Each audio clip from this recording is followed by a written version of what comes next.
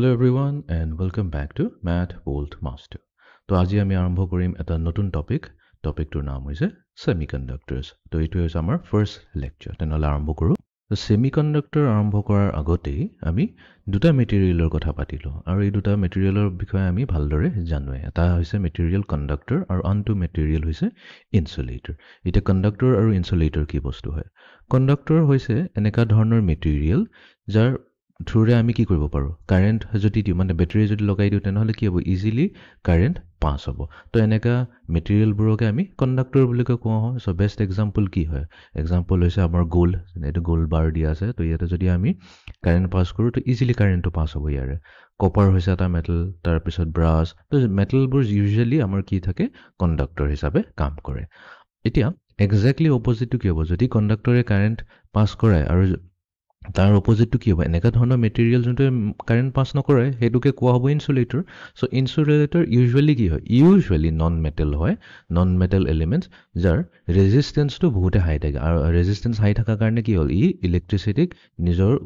গাৰে পাছ হ'ব নিদিয়ে। তো এনেকৈ সেইটো হয়, this material stop electrons from moving freely from one element to another. তো নিজৰ বডিৰে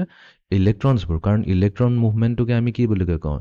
ইলেক্ট্ৰিচিটি বুলি কওঁ। যেতিয়া ইলেক্ট্ৰনছবোৰ মুভ হ'ব, মুভিং চাৰ্জেছ প্ৰডিউচেছ ইলেক্ট্ৰিচিটি। এইটো মনত ৰাখিলে হ'ল। তো ইয়াৰে বেষ্ট এক্সাম্পল হৈছে গ্লাছ, প্লাষ্টিক, উল, কটন, ৰাবাৰ। এইবোৰ চব হৈছে বিভিন্ন ধৰণৰ ইনচুলেটৰ্ছ। এতিয়া ক'লোঁ যে কণ্ডাক্টৰ হৈছে যি ইজিলি কাৰেণ্ট পাছ কৰে, আৰু ইনচুলেটৰ এনেকুৱা অবজেক্ট হৈছে বা মেটেৰিয়েল হৈছে যাৰে পাছ কৰাবলৈ, ইলেক্ট্ৰিচিটি পাছ কৰাবলৈ বহুতেই ডিফিকাল্ট হয়। তো এনেকুৱা এটা মেটেৰিয়েল যি দুইটাৰে মাজত থাকে সেইটোকে কোৱা হয় ছেমিকণ্ডাক্টৰ্ছ। চ' ছেমিকণ্ডাক্টৰ আমি বহুতেই ইউজ কৰোঁ মডাৰ্ণ ইলেক্ট্ৰনিক্সত। এইটোক এটা ব্ৰেইন অফ মডাৰ্ণ ইলেক্ট্ৰনিক্স বুলিও কোৱা হয়, বিকজ ছেমিকণ্ডাক্টৰ ইমানেই ইম্পৰ্টেণ্ট হৈ গৈছে আজিৰ দিনত। বিনা ছেমিকণ্ডাক্টৰে আমি একো কথা ভাবিবই নোৱাৰোঁ। মোবাইল ফোন হওক, ইভি ভেহিকল হওক, চবতে লাগে ছেমিকণ্ডাক্টৰ্ছ। টিভি, ফ্ৰিজ চবতে ইউজ হয়, ঠিক আছে। তো ছেমিকণ্ডাক্টৰ এনেকুৱা ধৰণৰ এলিমেণ্টছ হয়, আমাৰ পিৰিয়ডিক টেবুলতে আছে এনেকুৱা এলিমেণ্টছবোৰ যাৰ কণ্ডাক্টিভিটি কণ্ডাক্টৰ্ছ আৰু ইনচুলেটৰ্ছৰ মাজত থাকে। তো আমাৰ থাকিব চিলিকন, জাৰ্মেনিয়াম। তো এইবোৰ চব হৈছে আমাৰ ছেমিকণ্ডাক্টৰ এক্সাম্পলছ। তো ইয়াতে যোনটো এইটো পিকচাৰটো দিয়া আছে, এই পিকচাৰটো হৈছে এটা চিলিকন ছেমিকণ্ডাক্টৰৰ ইমেজ। এতিয়া তিনিটা কেছতে কণ্ডাক্টৰ, ছেমিকণ্ডাক্টৰ আৰু ইনচুলেটৰ, এই তিনিটা কেছতে আমি ডিফাৰেঞ্চিয়েট কেনেকৈ কৰিম, ইহঁতৰ ৰেজিষ্টিভিটি ভেলুটো চাই পেলাই আমি ইহঁতক ডিফাৰেঞ্চিয়েট কৰিম। এতিয়া কথাটো হয় যে ৰেজিষ্টিভিটিনো কি হয়? ৰেজিষ্টিভিটি ডিফাইন কৰিবলৈ কাৰণে আমি প্ৰথমতে ইলেক্ট্ৰিকেল কণ্ডাক্টিভিটিৰ কথা পাতি লওঁ। তো কণ্ডাক্টিভিটি নামটোতো কৈ আছে কণ্ডাক্টিভিটি। তো কণ্ডাক্টিভিটি মানে কিবা এটা কণ্ডাক্ট হৈছে। কি কণ্ডাক্ট হৈছে? ইলেক্ট্ৰিচিটি কণ্ডাক্ট হৈছে। যেতিয়া কিবা এটা মেটেৰিয়েলে ইলেক্ট্ৰিচিটি নিজৰ থ্ৰুৰে পাছ কৰায় তো সেইটোকে আমি কণ্ডাক্টৰ বুলি কওঁ, ৰাইট? তো সেই তাৰ পৰাই আহিছে ৱৰ্ডটো কণ্ডাক্টিভিটি।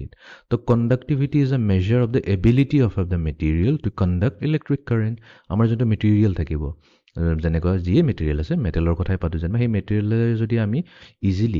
ইজিলি যদি ইলেক্ট্ৰিক কাৰেণ্ট পাছ কৰাব পাৰোঁ তেনেহ'লে আমি কওঁ মানে তাৰ ইলেক্ট্ৰিকেল কণ্ডাক্টিভিটিটো ভাল হয়। আৰু ইয়াৰ যোনটো ইউনিট হয়, তো ইউনিটটো হৈছে চিমেন্স পাৰ মিটাৰ, আৰু এইটো কমনলি মিলি চিমেন্স পাৰ মিটাৰ বুলিও কোৱা হয়।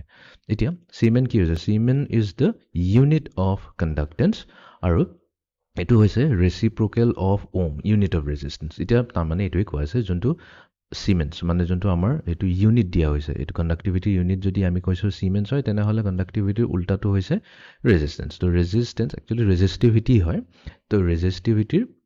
যোনটো ইউনিট হ'ব সেইটো হ'ব আমাৰ ওম মিটাৰ্ছ, ঠিক আছে। তো ইয়াতে ৰেজিষ্টিভিটি হৈছে is the inverse of conductivity. এইটো ৰেজিষ্টিভিটি মনত ৰাখিলে হ'ল। ৰেজিষ্টিভিটি ফৰ্মুলা আছে R equals to rho L by A। এইটো ফৰ্মুলা হয় ৰেজিষ্টেন্স ইন টাৰ্মছ অফ ৰেজিষ্টিভিটি। তো ইয়াৰ পৰা আমি ৰেজিষ্টিভিটিও উলিয়াই ল'ব পাৰোঁ। তো ৰেজিষ্টিভিটি হ'ব R into A divided by L, right? এতিয়া ৰেজিষ্টেন্সৰ SI ইউনিট হৈছে ওম, এৰিয়া মানে হৈছে আমাৰ মিটাৰ স্কুৱেৰ, ডিভাইডেড বাই লেংথটো হৈছে আমাৰ মিটাৰ। এটা মিটাৰ নিউমাৰেটৰ ডিনমিনেটৰ পৰা কাটি গ'ল, থাকিল কি? ওম ইনটু মিটাৰ। তো সেইকাৰণে আমাৰ যোনটো ৰেজিষ্টেন্স হয়, ৰেজিষ্টেন্সৰ ইউনিট হ'ব ওম, আৰু ৰেজিষ্টিভিটি যোনটো আমি ৰৌ কথা কৈছোঁ তাৰ ইউনিট হ'ব ওমছ মিটাৰ। আৰু ৰেজিষ্টিভিটি কি হয়? যোনটো আমাৰ কণ্ডাক্টিভিটি হৈ গৈছে তাৰ যদি আমি ৰেচিপ্ৰকেলটো লৈ লওঁ, 1 ডিভাইডেড বাই কণ্ডাক্টিভিটি কৰি দিওঁ, তেনেহ'লে আমি ৰেজিষ্টিভিটি ভেলুটো পাই যাম। এতিয়া যিহেতু ইনভাৰ্চলি প্ৰপৰ্চনেল আহে, ইনভাৰ্চলি প্ৰপৰ্চনেলৰ মিনিংটো এইটোৱে হয়, এটা যদি বাঢ়ে আনটো কমিব। ৰৌ যদি বেছি হয় তেনেহ'লে আমাৰ এইটো কণ্ডাক্টিভিটি সিগমা ভ্যালুটো কমি থাকিব আৰু যদি সিগমা ভ্যালুটো হাই হয় তেনেহলে আমাৰ rho ভ্যালুটো কমিব তো এটো ইনভাৰ্সলি ৰেচিপ্ৰকেল হোৱাৰ ইনভাৰ্সলি প্ৰপৰ্শনেল হোৱাৰ এটো মিনিঙে হয় তাৰ মানে কি তাৰ মানে মেটেলৰ কেছত আমাৰ কি আছে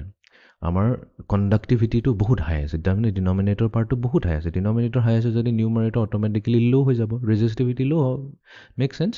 তো আমাৰ কণ্ডাক্টিভিটি যদি হাই থাকে তেনেহলে ৰেজিস্টিভিটি কম থাকিব যোনটো মেটেলৰ কেছত হয় আৰু ইনসুলেটৰ কেছত কি হ'ব কণ্ডাক্টিভিটি বহুত লো হয় একেবাৰে জিৰো নিচিনাই হৈ যায় তো সেইকাৰণে তাৰ ৰেজিস্টিভিটিও বহুত হাই থাকে তো এটো হৈ যাব আমাৰ ইনসুলেটৰ তো দুটাৰে মাজত যেতিয়া থাকিব তো আমি কম যেতিয়া ৰেজিস্টিভিটি ভ্যালু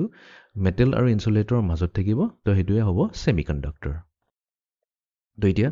এটো এটা সিম্পল ডায়াগ্ৰামেটিক ৰিপ্ৰেজেন্টেশন হয় তো আমি লেফট সাইডে কন্ডাক্টৰ ৰাখিছো আৰু ৰাইট সাইডে ইনসুলেটৰ ৰাখিছো তো ওপৰত এই এৰো যোনটো বুথ ডাবল এন্ডেড এৰো আছে এটো ইলেক্ট্ৰিক্যাল ৰেজিস্ট্যান্সৰ কথা পাতি আছে তো যিমান লেফট সাইডে যাম আমি আমাৰ ৰেজিস্টিভিটি লো হৈ যাব এই ৰো ভ্যালুটো কম হৈ যাব আৰু যিমান আমি ৰাইট সাইডে যাম ৰেজিস্টিভিটি হাই হৈ যাব তো তাৰ মানে কি ৰেজিস্টিভিটি হাই মানে কি আমি হেৰি কথা পাতি আছো ইনসুলেটৰৰ কথা পাতি আছো আৰু যদি আমি ৰেজিস্টিভিটি একেবাৰে লো হয় তেনেহলে আমি কন্ডাক্টৰৰ কথা পাতি আছো তো কন্ডাক্টৰৰ ইউজুৱেলি যদি আমি কপাৰৰ কেছ লওঁ তেনেহলে কপাৰৰ যোনটো ৰেজিস্টিভিটি ভ্যালু হ'ব ৰো এটো হ'ব 10 টু দি পাৱাৰ -6 বহুতে সৰু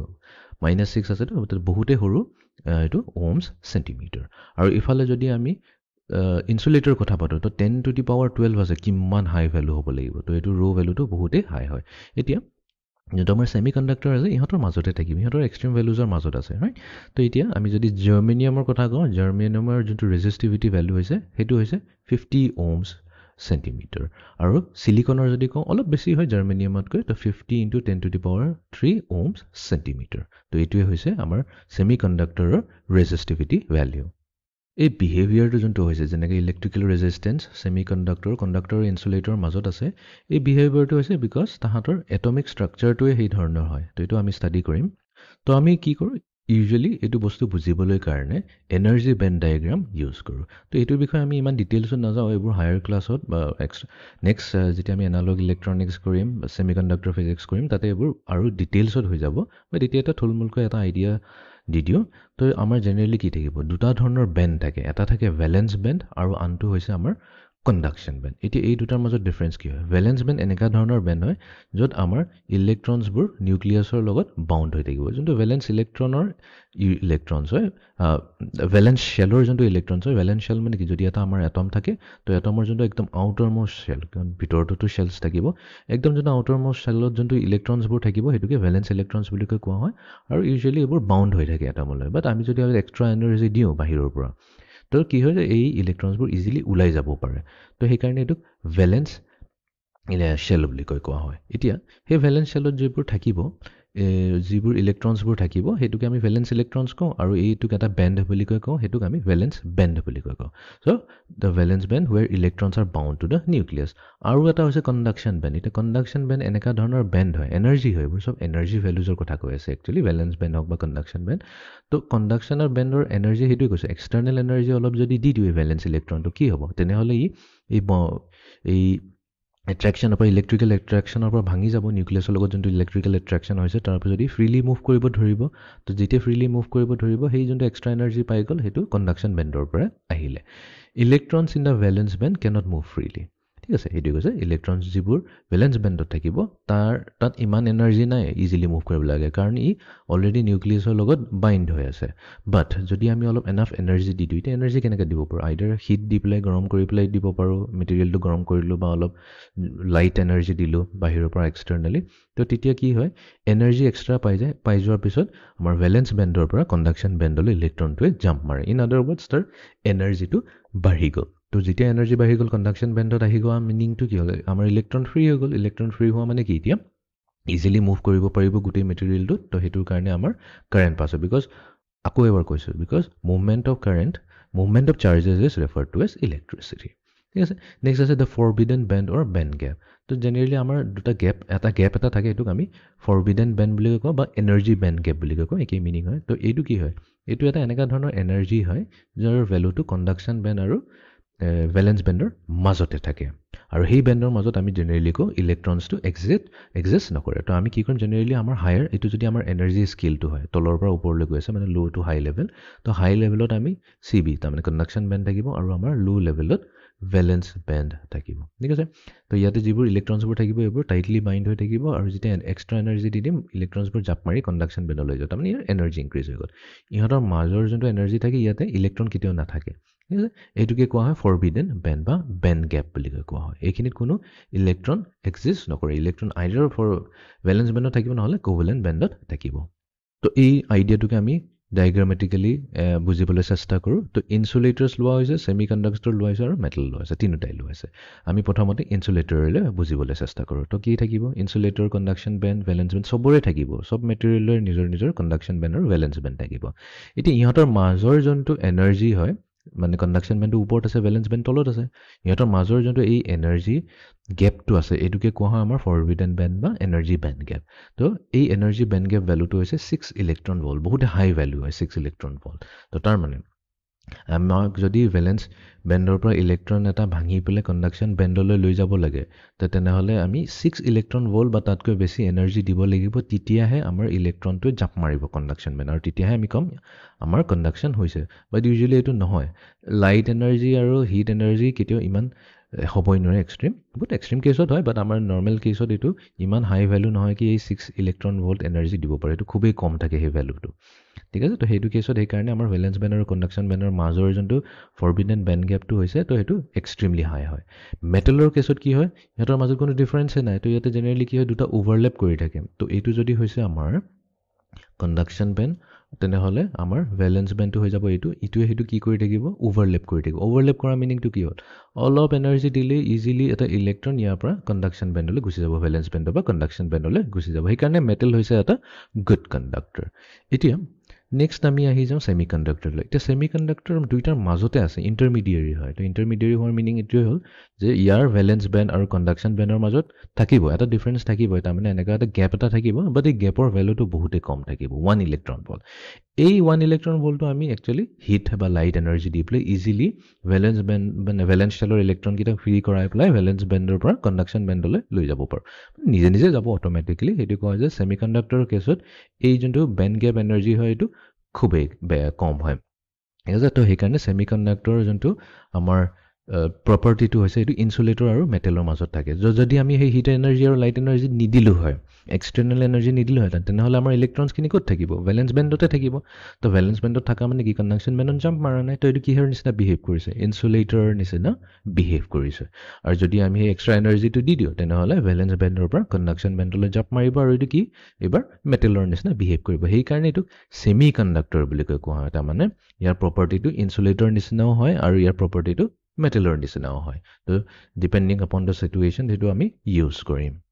তো ছেমি কণ্ডাক্টৰ আমি কি কৈছোঁ বুলি জাৰ্মেনিয়াম আৰু চিলিকন এই দুটা এক্সাম্পল হয় তো এই দুটা মেটেৰিয়েল ছেমি কণ্ডাক্টৰ হোৱাৰ কাৰণো আছে বিকজ তাহাঁতৰ এটমিক ষ্ট্ৰাকচাৰটো বহুত ইউনিক হয় the atoms of both material form a very definite pattern that is periodic in nature তো জেনেৰেলি কি সিহঁতে এটা পেটাৰ্ণ ফৰ্ম কৰে ইহঁতৰ এটমছবোৰ বিকজ বহুতখিনি এটমছ থাকে এটা আমি যদি মেটেৰিয়েল এটা লওঁ জাৰ্মেনিয়াম মেটেৰিয়েল আৰু চিলিকন মেটেৰিয়েল যদি লওঁ তো তাহাঁতৰ ভিতৰত হাজাৰ কি মানে even millions and millions of থাকিব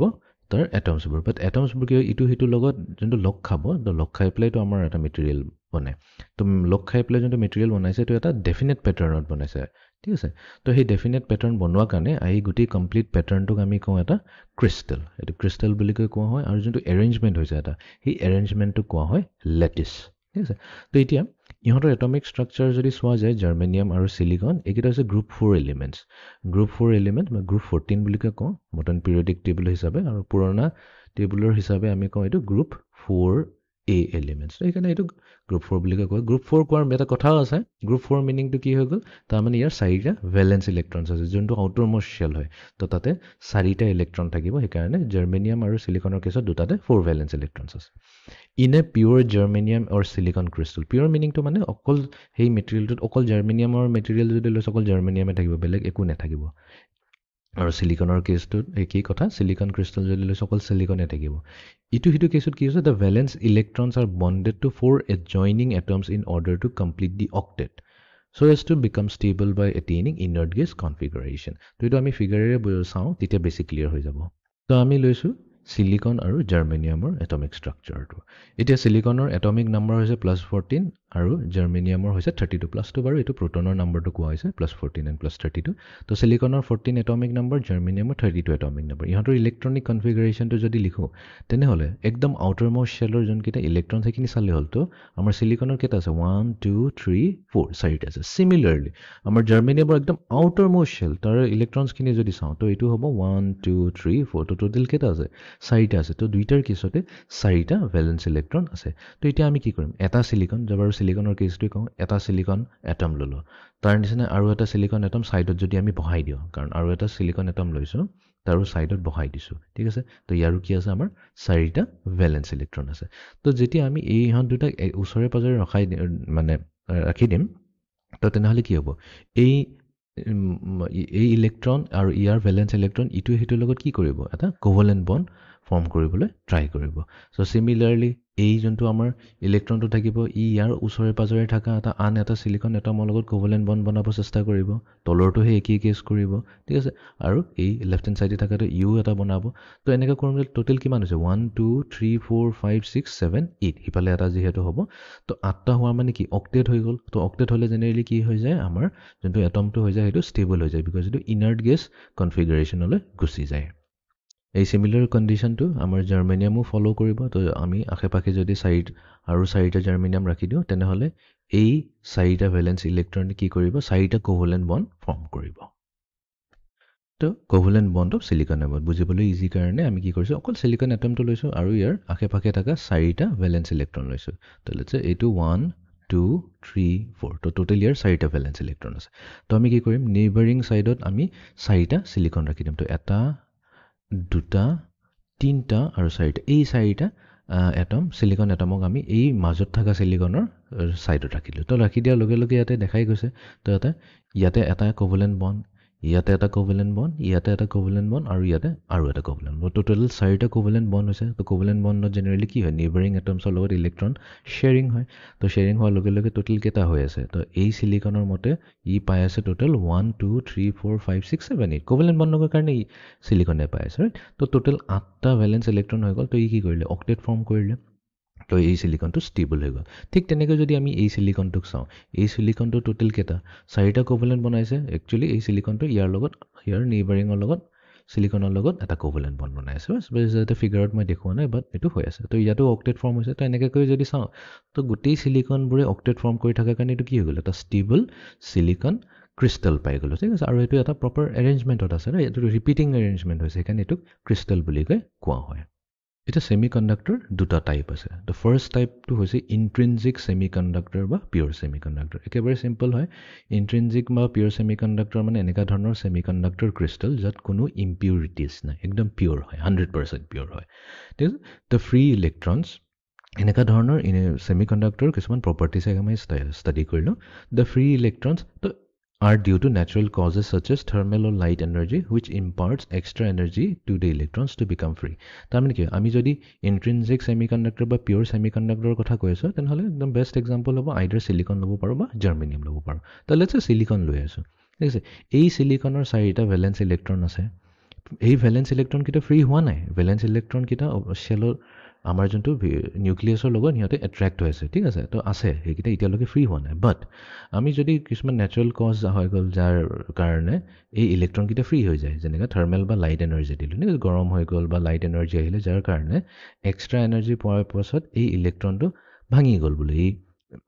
নিউক্লিয়াছৰ পৰা ভাঙি গ'ল। ভাঙি যোৱাৰ লগে লগে কি হৈ গ'ল? ই ফ্ৰী হৈ গ'ল। ফ্ৰী হোৱাৰ মিনিংটো কি হ'ল? ফ্ৰী হোৱাৰ মিনিংটোৱে মানে এতিয়া কণ্ডাকশ্যনলৈ আহি গ'ল। তো আমি কৈ আছোঁ যে দ্য ভেলেন্স ইলেক্ট্ৰনছ কি হৈছে? যেতিয়া তাৰ ওপৰত লাইট পৰিব, লাইট পৰা মানে একচুৱেলি কি হৈছে? এটা ধৰণৰ এনাৰ্জি পৰি আছে। The valence electrons can absorb kinetic energy from the natural causes. তো লাইট যদি পৰি আছে, অভিয়াছলি লাইটৰ কি থাকিব? এটা মোমেণ্টাম থাকিব। লাইটে নিজৰ মোমেণ্টামটো এই বাউণ্ডেড ইলেক্ট্ৰনটোক দি দিব, নিজৰ মোমেণ্টামটো। তো মোমেণ্টাম দি দিয়াৰ পিছত কি হ'ব? সেই এক্সট্ৰা এনাৰ্জিটো ইলেক্ট্ৰনটোৱে লৈ পেলাই তাৰ পৰা ওলাই গুচি যাব। তো সেইটোকে কাইনেটিক এনাৰ্জি এবজৰ্ভ কৰা বুলি কৈ আছে, ঠিক আছে। From natural causes and thermal energy আৰু থাৰ্মেল এনাৰ্জি দিলে কি হয় জেনেৰেলি কোভেলেণ্ট বণ্ডবোৰ ভাঙি যায় ঠিক আছে তো লাইট এনাৰ্জি কেছত কি হ'ব লাইট এনাৰ্জিয়ে নিজৰ মমেণ্টামটো দি দিব ভেলেন্স ইলেক্ট্ৰনক যাৰ ফলত ই এক্সট্ৰা কাইনেটিক এনাৰ্জিবোৰ ইউজ কৰি পেলাই ওলাই যাব আৰু ফ্ৰী হৈ যাব আৰু যদি আমি থাৰ্মেল এনাৰ্জি দি আছোঁ তাৰমানে গৰম কৰি আছোঁ মেটেৰিয়েলটো তেনেহ'লে থাৰ্মেল এনাৰ্জি ইউজুৱেলি কি কৰে কোভেলেণ্ট বণ্ডবোৰ ভাঙি দিয়ে আৰু কোভেলেণ্ট বণ্ড ভাঙি যোৱা মানে কি হৈ গ'ল ইলেক্ট্ৰনবোৰ ফ্ৰী হৈ গ'ল ঠিক আছে and increase in temperature of A semi conductor results in increase in the number of free electrons in the material. Make sense? তো যেতিয়া আমি টেম্পাৰেচাৰ যিমান বঢ়াই গৈ থাকিম তেনেহ'লে কি হ'ব কোভেলেণ্ট বণ্ডবোৰ বেছিকৈ ভাঙিব বেছিকৈ ভাঙা মানে কি হৈ গ'ল আল্টিমেটলি গৈ পেলাই বেছি ফ্ৰী ইলেক্ট্ৰনছ ওলাব তো semiconductors like germanium and silicon have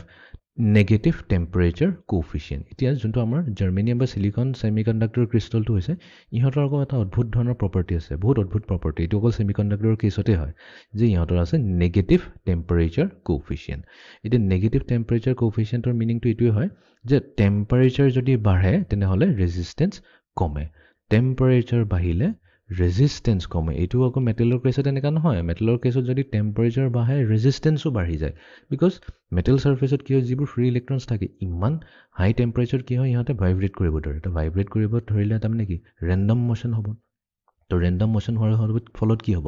এটা ইলেক্ট্ৰনে গৈ আছে যেনিবা স্পীডত গৈ আছে ইলেক্ট্ৰিচিটি কণ্ডাক্ট কৰি আছে বাট হঠাতে কি হ'ব আকৌ বেলেগ এটা ইলেক্ট্ৰন যিহেতু এইটো ভাইব্ৰেট হৈ আছে তো তাক হিট কৰি পেলাই আকৌ তাৰ নিজৰ ডাইৰেকশ্যন চেঞ্জ কৰিব তো অনাবৰতে ডাইৰেকশ্যন চেঞ্জ কৰি থকাৰ ফলত কি হ'ল ইলেক্ট্ৰিচিটিৰ যোনটো এটা প্ৰপাৰ ফ্ল' অফ ইলেক্ট্ৰনছ আছে সেইটো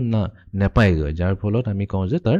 কণ্ডাক্টিভিটি কমি গৈ আছে ৰেজিষ্টিভিটি হাই হৈ গৈ আছে ঠিক আছে তাৰ পজিটিভ টেম্পাৰেচাৰ কোফিচিয়েণ্ট আছে মেটেলৰ কেছত বাট আমাৰ ছেমি কণ্ডাক্টৰত আকৌ ওলোটা হয় যিমান আমি টেম্পাৰেচাৰ বঢ়াম ফ্ৰী ইলেক্ট্ৰনছটো বাঢ়িব বাট এই ফ্ৰী ইলেক্ট্ৰনছৰ কাৰণে কি হৈ গ'ল ৰেজিষ্টেঞ্চ কমি গ'ল বিকজ যিমান ফ্ৰী ইলেক্ট্ৰনছ থাকিব তো সিমানেই কণ্ডাক্টিভিটি ভাল হৈ যাব সেইকাৰণে তাৰ নেগেটিভ টেম্পাৰেচাৰ বাট এইখিনি ফ্ৰী ইলেক্ট্ৰনছ আকৌ ছেমি কণ্ডাক্টৰৰ কেছত এই মেটেলৰ নিচিনা এনেকৈ ইটো সিটোৰ লগত ইমান কলিজন হৈ পেলাই তাৰ ডাইৰেকশ্যন বেয়া নহয় ইয়াতে অলপ খেলটো বেলেগ হয় এইটো আমি ডিটেইলছত কথা পাতিম বাৰু পিছত বাট এইটোৱে মনত ৰাখিব ছেমি কণ্ডাক্টৰ থাকে এটা নেগেটিভ টেম্পাৰেচাৰ কোফিচিয়েণ্ট যাৰ ফলত ইয়াৰ ৰেজিষ্টেঞ্চ আকৌ কমিহে যায় যেতিয়া টেম্পাৰেচাৰ বাঢ়ি যায় বিকজ টেম্পাৰেচাৰ বাঢ়িলে ফ্ৰী ইলেক্ট্ৰনছবোৰো বাঢ়ি যায় কোভেলেণ্ট বণ্ড ভাঙাৰ কাৰণে নেক্সটটো হৈছে এক্সট্ৰিনজিক ছেমি কণ্ডাক্টৰ আমি ইণ্ট্ৰিনজিক ছেমি কণ্ডাক্টৰৰ কথা পাতিলোঁ যোনটো হৈছে এটা পিয়'ৰ ছেমি কণ্ডাক্টৰ তো এক্সট্ৰিনজিকৰ কেছত কি হৈ যায় আমি পিয়'ৰ ছেমি কণ্ডাক্টৰটো লৈ পেলাই তাৰ প্ৰপাৰ্টিখিনিক আমি চেঞ্জ কৰি দিব পাৰোঁ অল্টাৰ কৰিব পাৰোঁ কেনেকুৱা তো আমি কি কৰিম কিছুমান ফৰেইন এলিমেণ্ট তাৰ ভিতৰত এড কৰি দিম যোনক আমি ইম্পিউৰিটি এটমছ বুলি কোৱা হয় তো আমাৰ তাত এটা পিয়'ৰ চিলিকন ক্ৰিষ্টেল থাকিব এই ক্ৰিষ্টেলত আমি অলপ ইম্পিউৰিটিজ ভৰাই দিম ঠিক আছে এইবোৰ এটমছে হ'ব তো এই এটমছবোৰ যেতিয়া ভৰাই দিম তো কি হৈ গ'ল এইটো ইম্পিয়'ৰ হৈ গ'ল তো ইম্পিয়'ৰ হৈ যোৱাৰ লগে লগে আমি এটা নতুন ধৰণৰ ছেমি কণ্ডাক্টৰ পাম আৰু সেইটোক নাম দিয়া হয় এক্সট্ৰিনজিক ছেমি কণ্ডাক্টৰ ঠিক আছে তো আমি যোনটো ছেমি কণ্ডাক্টৰৰ লগত ইম্পিউৰিটি দিলোঁ তো ইম্পিউৰিটি দিয়াটো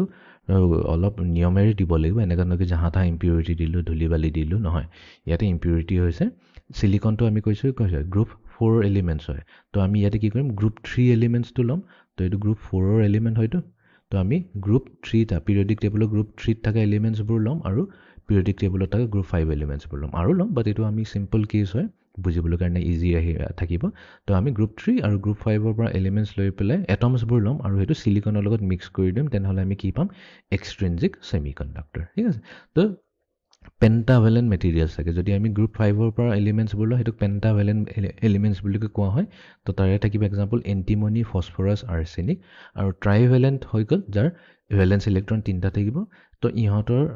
এইটো গ্ৰুপ 3 হৈ যায় তো গ্ৰুপ 3 এলিমেণ্টছ হৈ গ'ল বৰন গেলিয়াম আৰু ইণ্ডিয়াম এইবোৰ ইম্পিউৰিটিজ হৈ গ'ল এইবোৰ ইম্পিউৰিটিজ আমি লৈ পেলাই চিলিকনৰ লগত মিক্স কৰি দিম আমি কি পাই যাম এক্সট্ৰিনজিক ছেমি কণ্ডাক্টৰ পাই যাম আৰু ইয়াতে ইম্পিউৰিটিজ এনেকৈ নহয় এগাল ইম্পিউৰিটিজ দিয়া যায় নাই যদি আমি 10 মিলিয়ন লৈছোঁ 10 মিলিয়ন মানে হৈছে আমাৰ 6টা জিৰ'ছ তো অলৰেডি 10 আছে তো ইয়াতে টোটেল 7টা জিৰ'ছ আছে যদি আমি ইণ্ডিয়ান ছিষ্টেম ইউজ কৰোঁ তেনেহ'লে আমাৰ এইটো কি হৈ যাব 1 ক্ৰ'ৰ হৈ যাব তো 1 কোটি যদি চিলিকন ক্ৰিষ্টেল থাকে 1 ক্ৰ'ৰ চিলিকন ক্ৰিষ্টেল নহয় চৰি 1 ক্ৰ'ৰ চিলিকন এটমছ যদি থাকে তেনেহ'লে সেই 1 ক্ৰ'ৰ চিলিকন এটমছৰ এগেইনষ্টত আমি এটা ইম্পিউৰিটিহে দিম 1 ইম্পিউৰিটি দিম ঠিক আছে তো এটাই বহুত মোৰ দেন এনাফ হয় এটা ইম্পিউৰিটি দিম তো এনেকুৱাকৈ আমি বনাম এটা এক্সট্ৰিনজিক ছেমি কণ্ডাক্টৰ তো এইটো হৈছে আমাৰ পিৰিয়ডিক টেবুল তো পূৰা কমপ্লিট নহয় আমি তলৰ লেন্থেনাইটছ আৰু এক্টিনাইটছখিনি লোৱা নাই সেইখিনি দৰকাৰ নাই বাৰু বৰ্তমান তো আমাৰ গ্ৰুপ যায় 1ৰ পৰা টোটেল 18 লৈকে ঠিক আছে বাট ওল্ড সিস্টেমত আমি 13 বুলি নকৈ পেলাই এইটো কৈছিলো 3A আৰু ইফালে এইটো আছিলে আমাৰ 4A আৰু গ্ৰুপ 15 এলিমেন্টটো আছিলে আমাৰ 5A তো এখানে গ্ৰুপ 3 গ্ৰুপ 5 বুলি কোৱা হয় 3 মানে হৈ গৈছে আমাৰ ইয়াৰ এই কলমত থাকা গ্ৰুপ 13 বা গ্ৰুপ 3 কলমত থাকা যিমানখিনি এলিমেন্ট আছে বোৰন এলুমিনিয়াম গেলিয়াম ইন্ডিয়াম তো ইহঁতৰ এই সব এলিমেন্টবোৰৰ যোনটো ভ্যালেন্স ইলেক্ট্ৰন হৈছে ভ্যালেন্স ইলেক্ট্ৰন আমাৰ থাকিব তিনটা 3 ভ্যালেন্স ইলেক্ট্ৰনছ VE বুলি লিখিছো শৰ্ট ফৰ্মত আৰু গ্ৰুপ 4ত কি থাকিব গ্ৰুপ 4ত যিকেইটা আছে carbon silicon germanium antimony SN এইবোৰ lead ইহঁতৰ থাকিব 4 ভ্যালেন্স ইলেক্ট্ৰনছ আৰু গ্ৰুপ 5ত থাকা নাইট্ৰজেন ফসফৰাছ আৰ্ছেনিক এইটো এন্টিমনি হয় SN টো 3 হৈ গল my mistake তো এইটো হৈ গল 5 ভ্যালেন্স ইলেক্ট্ৰনছ তো যাৰ তিনটা ভ্যালেন্স ইলেক্ট্ৰন থাকিব হেতুক আমি ট্ৰাইভ্যালেন্ট বুলি কম নামটোৰে গম পোৱা যায় বহুত ইজি হয় ভ্যালেন্ট আহিছে ওয়াৰ্ডটো ভ্যালেন্সৰ পৰা ভ্যালেন্স ইলেক্ট্ৰনৰ কেছৰ বা ভ্যালেন্স শেলৰ পৰা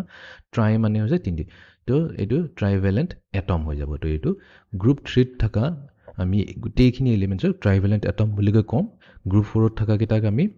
তো হেতুটো ইউজে কৰি আছো এটো নাম নাই তো গ্ৰুপ 5ত থাকাটোক আমি কম পেন্টাভ্যালেন্ট পেন্টা মানে হৈছে আমাৰ 5 পেন্টাভ্যালেন্ট এটমছ ঠিক আছে তো ইয়াতে আমি কি কম আমি জেনাৰেলি কাৰ্বনৰ কথা নাপাতো আমি মেইন কথা পাতি আছো ইয়াতে সিলিকন আৰু জাৰ্মেনিয়াম তো সিলিকন হৈছে 14 জাৰ্মেনিয়াম হৈছে 32 এই দুটা হৈছে আমাৰ pure form of silicon ক্ৰিস্টাল even সিলিকনৰ আগত একচুয়ালি সবতকৈ কমনলি ইউজ হৈছিল জাৰ্মেনিয়াম ইউজ কৰি পেলাই আমি সিলিকনৰ সেমিকন্ডাক্টৰবোৰ লৈছিলো জাৰ্মেনিয়াম ইউজ কৰি পেলাই আমি সেমিকন্ডাক্টৰবোৰ লৈছিলো জাৰ্মেনিয়ামত কিছুমান প্ৰবলেম আহি গল মানে ভালকৈ কাম নকৰে বা ইয়াৰ কিছুমান প্ৰবলেমছ আছে যাৰ ফলত সিলিকনটোৱে ইয়াক ৰিপ্লেস কৰি দিলে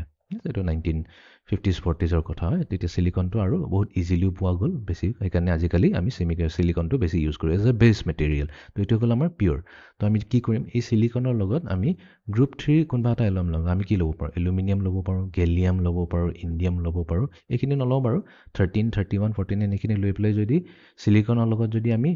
মিক্স কৰি দিও তেনেহলে আমি কি পাই যাম এটা এক্সট্ৰিনজিক সেমিকন্ডাক্টৰ পাই যাম ঠিক আছে সিমিলাৰলি আমি কি লব পাৰো আমি ফসফৰাছ লব পাৰো আৰ্ছেনিক লব পাৰো ইফালে এটো হৈ গল আমাৰ এন্টিমনি তাৰ পিছত এইখিনি যদি লৈ পেলাই যদি আমি সিলিকনৰ লগত মিক্স কৰি দিও তেনেহলে আমি কি পাই যাম এটা এক্সট্ৰিনজিক সেমিকন্ডাক্টৰ পাই যাম তো আমি যোনটো এক্সট্ৰিনজিক সেমিকন্ডাক্টৰ পালো তো তাইটো পোৱাৰ কেনেকা পালো আমি impurities add কৰিলো the addition of impurities can completely alter the electrical properties of the intrinsic semiconductor কেনেকা ইয়াৰ property change হয় হেতু আমি এতিয়ালৈকে আৰম্ভ কৰা নাই ষ্টাডি কৰা নাই আমি কৰিম এতিয়া অলপতে বাস এতিয়ালৈকে জানি থোৱা যে আমি intrinsic semiconductor বা pure semiconductor লগত যদি আমি impurity add কৰি দিও তেনেহলে তাৰ electrical property to change হৈছে because আমি যদি add কৰিছো কিবা এটা কাৰণত add কৰিছো ৰাইট এনি আমি impurity কেলে add কৰিম নাই তুমি যদি সোণৰ জুৱেলাৰী কিনিব যোৱা তেনেহলে তুমি নিবিচাৰা যে সোণৰ লগত বুলি কিবা impurities add কৰো ইভেন তো জুৱেলাৰ্ছ বোৰে কৰি দিয়ে ঠগাবলৈ কাৰণে বাট আমি ট্ৰাই কৰো কি এটো পিওৰ বস্তু লও বাট impurities add কৰাটো সদায় বেয়া মিনিং নহয় impurities থাকিবও লাগে যেনেকুৱা পিওৰ আইৰন যদি লোৱা হেতু বহুত কোমল হয় তো হেতুক ষ্ট্ৰং কৰিবলৈ কাৰণে আমি কি কৰো কিছুমান বেলেগ ধৰণৰ মেটেৰিয়েলছ তাৰ লগত এড কৰি দিও যাৰ ফলত আমি কি পাই যাও এলয়জ পাই যাও এলয়টো এনেকৈ হৈছে impurities এড কৰিলে মেটেলৰ লগত পিওৰ মেটেলৰ লগত এলয়জ আহি যায় তো যাৰ ফলত আমি কি পাওঁ একদম বহুত তাগৰা ষ্টীল এটা পাই যাও ৰাইট তো বিভিন্ন ধৰণৰ ডিফাৰেন্ট হাৰ্ড মেটেলবোৰ পাই যাও হাৰ্ড আইৰন পাই যাও তো সেই কাৰণে এই প্ৰসেসটো ইম্পৰ্টেন্ট হয় তো ঠিক তেনেকৈ আমাৰ সেমিকন্ডাক্টৰৰ কেছতো যোনটো পিওৰ সেমিকন্ডাক্টৰ হৈ গল তাৰ কণ্ডাক্টিভিটি ভাল বাট ইমানো খাস নহয় ঠিক আছে তো এটো ইমান আমি ভালদৰে তাক ইউটিলাইজ কৰিব নোৱাৰো তো সেইকাৰণে তাৰ মেইন কামটো হৈছে তাক এটা কণ্ডাক্টৰ বনাব লাগে তো মেইন কাম হৈছে এটা কণ্ডাক্টৰ বনাবৰ কাৰণে আমি কি কৰো ফৰেন এলিমেন্ট ফৰেন এটম যোনটো ইম্পিউৰিটি বুলি কোৱা হেবোৰ এড কৰি দিলে তাৰ ইলেক্ট্ৰিকেল প্ৰপাৰ্টিটো ভাল হৈ যায় সো দা প্ৰসেস এতিয়া আমি যোনটো এই প্ৰসেসটো ইউজ কৰিলো এড কৰিবৰ কাৰণে তো সেই প্ৰসেসটোকে কোৱা হয় ডোপিং বুলি কয় ডোপিং কেনেকা কৰা যায় হেতু আমাৰ সিলেবাসত নাই আমি বাস জানিব লাগে যে ডোপিং মানে হৈছে আমি যেতিয়া ইম্পিউৰিটি এড কৰিছো এটা পিওৰ সেমিকন্ডাক্টৰ লগত সেই প্ৰসেসটোকে কোৱা হয় ডোপিং তো ডোপিং কৰাৰ কাৰণে আমাৰ দুই ধৰণৰ extrinsic semiconductor is by impure semiconductor is eta hoise amar n type semiconductor aru antu hoise amar p type semiconductor to duitar bikhoy ami details study korim etia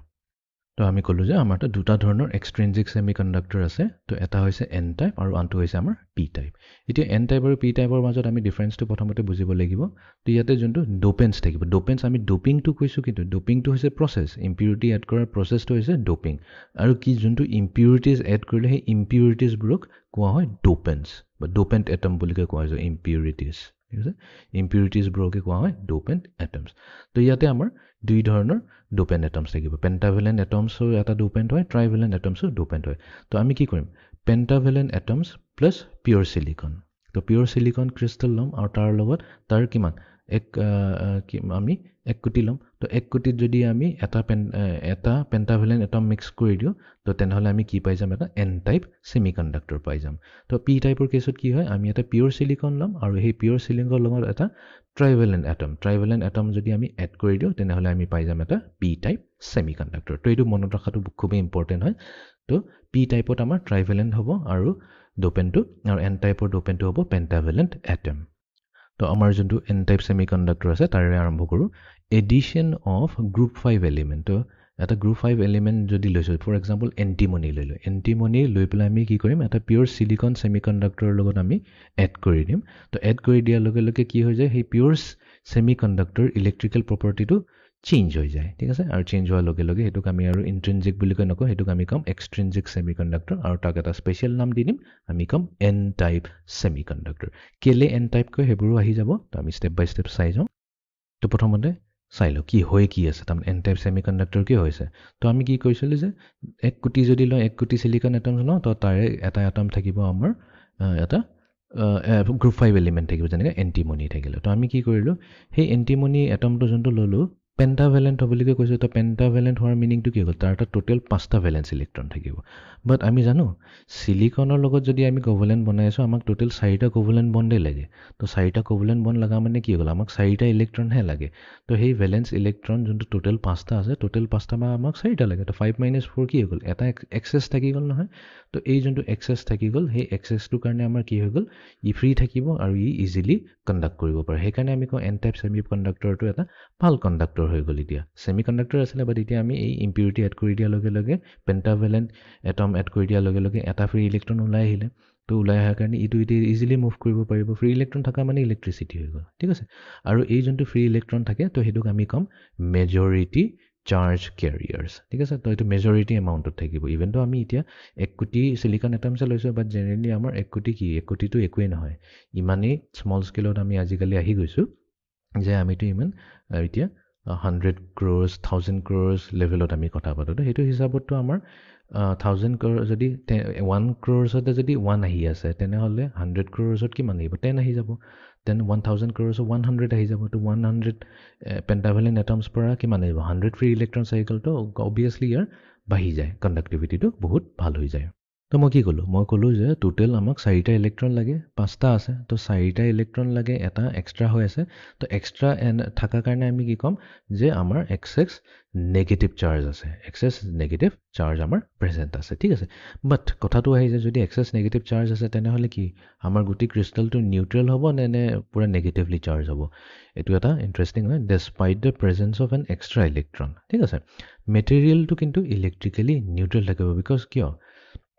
ঠিক আছে আমি যেতিয়া এইটো বনালোঁ এইটো চিলিকন হৈ গ'ল এইফালে এণ্টিমনি চিলিকন আমি টোটেল যেনিবা এনেকুৱা 4টা চিলিকন লৈছোঁ ঠিক আছে মাজত চিলিকন ল'ব লাগিছিলে বাট চিলিকনটো ৰিপ্লেচ হৈ পেলাই এণ্টিমনি দি দিলোঁ কিয় দিলোঁ বিকজ আমি এইটো এটা ইম্পিউৰিটিৰ কণ্ডাক্টিভিটিটো ভাল কৰিব বিচাৰিছোঁ তো আমাৰ এণ্টিমনিৰ 4টা ভেলেন্স ইলেক্ট্ৰন চিমিলাৰলি আমাৰ চিলিকনৰ 4টা ভেলেন্স ইলেক্ট্ৰনছ আছে তো গোটেইকেইটাৰে আমি নোট ডাউন কৰি ল'ম তো এইটো চিলিকনৰ 4টা 2 3 4 এতিয়া এণ্টিমনি ছাইডত থকা চিলিকনৰ লগত এটা কোভেলেণ্ট বণ্ড 2টা 3টা 4টা কোভেলেণ্ট বণ্ড বনালে বাট আমাৰ যোনটো এণ্টিমনি আছে এণ্টিমনিটো আৰু এটা এক্সট্ৰা ইলেক্ট্ৰন আছে তো মই কৈছোঁ যে এই এক্সট্ৰা ইলেক্ট্ৰনটো যোনটো ফ্ৰী হৈ আছে এই ফ্ৰী ইলেক্ট্ৰনটোৰ কাৰণে কি হৈ আছে কণ্ডাক্টিভিটি হৈ আছে বাট এক্সেছ নেগেটিভ চাৰ্জটো আছে বাট এইটো হেৰি নহয় এইটো এতিয়াও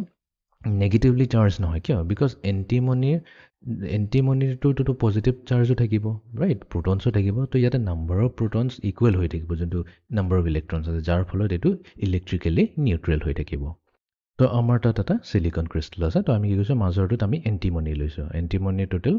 আমাৰ 5টা ভেলেন্স ইলেক্ট্ৰন আছে তো ইয়াতে এটা ভেলেন্স ইলেক্ট্ৰন ফ্ৰী হৈ থাকিব ঠিক আছে তো ফ্ৰী হৈ থকাৰ কাৰণে ই কি হ'ব ইজিলি য'তে ত'তে মুভ কৰিব পাৰিব আৰু যিমান মুভ কৰিব তাৰ কাৰণে আমাৰ কণ্ডাক্টিভিটি বাঢ়ি যাব তো এতিয়া আহি যাওঁ আমি পি টাইপ ছেমিকণ্ডাক্টৰ লৈ এন টাইপটোতো ক্লিয়াৰ হৈ গ'ল এতিয়া পি টাইপৰ কেছত কি হয় আমি পি টাইপত আমি কওঁ যে গ্ৰুপ 3 এলিমেণ্টছবোৰ যদি লওঁ এজ এ ডোপেণ্ট এটম ডোপেন মেটেৰিয়েল যদি আমি গ্ৰুপ 3 এলিমেণ্টছবোৰ লওঁ আৰু সেইটো ইউজ কৰি পেলাই আমি ডোপ কৰি দিছোঁ আমাৰ একচুৱেল চিলিকন ক্ৰিষ্টেলৰ লগত। তো ইয়াতে এক্সাম্পল দিয়া হৈছে যে গ্ৰুপ 3 পৰা আমি এটা এলিমেণ্ট লৈছোঁ বৰন। তো সেই বৰণক আমি পিয়ৰ ছেমি কণ্ডাক্টৰৰ লগত যদি মিক্স কৰি দিওঁ তেনেহ'লে ইয়াৰো প্ৰপাৰ্টি চেঞ্জ হৈ যাব। ঠিক আছে, ইয়াৰো প্ৰপাৰ্টি চেঞ্জ হৈ যাব আৰু ই কি দিব, এটা নতুন ধৰণৰ এক্সট্ৰিনজিক ছেমি কণ্ডাক্টৰ দিব, যাক আমি কওঁ পি টাইপ ছেমি কণ্ডাক্টৰ। তো এইবাৰ আমি কি কৰিছোঁ, আমাৰ গোটেই পিয়ৰ চিলিকন ক্ৰিষ্টেলটো আছে। তো এটা চিলিকন ক্ৰিষ্টেলক আমি কি কৰিলোঁ, এই চিলিকন ক্ৰিষ্টেলটোক আমি ৰিপ্লেচ কৰি পেলাই বৰণেৰে ছাবষ্টিটিউট কৰিলোঁ। এতিয়া বৰণৰ কেছত কি হৈছে, বৰণৰ কিন্তু টোটেল 3টাহে ভেলেন্স ইলেক্ট্ৰন আছে। এটা ভেলেন্স ইলেক্ট্ৰন এইটো, এটা এইটো আৰু এইটো 3টা ভেলেন্স ইলেক্ট্ৰন আছে। তো এই 3টাৰ কাৰণেতো প্ৰব্লেম নাই, ই কি 3টা কোভেলেণ্ট বণ্ড ইজিলি ফৰ্ম কৰি ল'ব। বাট প্ৰব্লেমটো কৰি আছে এই 4 নম্বৰ ভেলেন্স ইলেক্ট্ৰন। তো ইয়াতে মই এটা ডট দিয়া নাই, তো ইয়াতে এটা জাষ্ট হোল এটা দিছোঁ। ঠিক আছে, এইটো হোল বুলি কোৱা ফুটা নিচিনাই দেখাটো,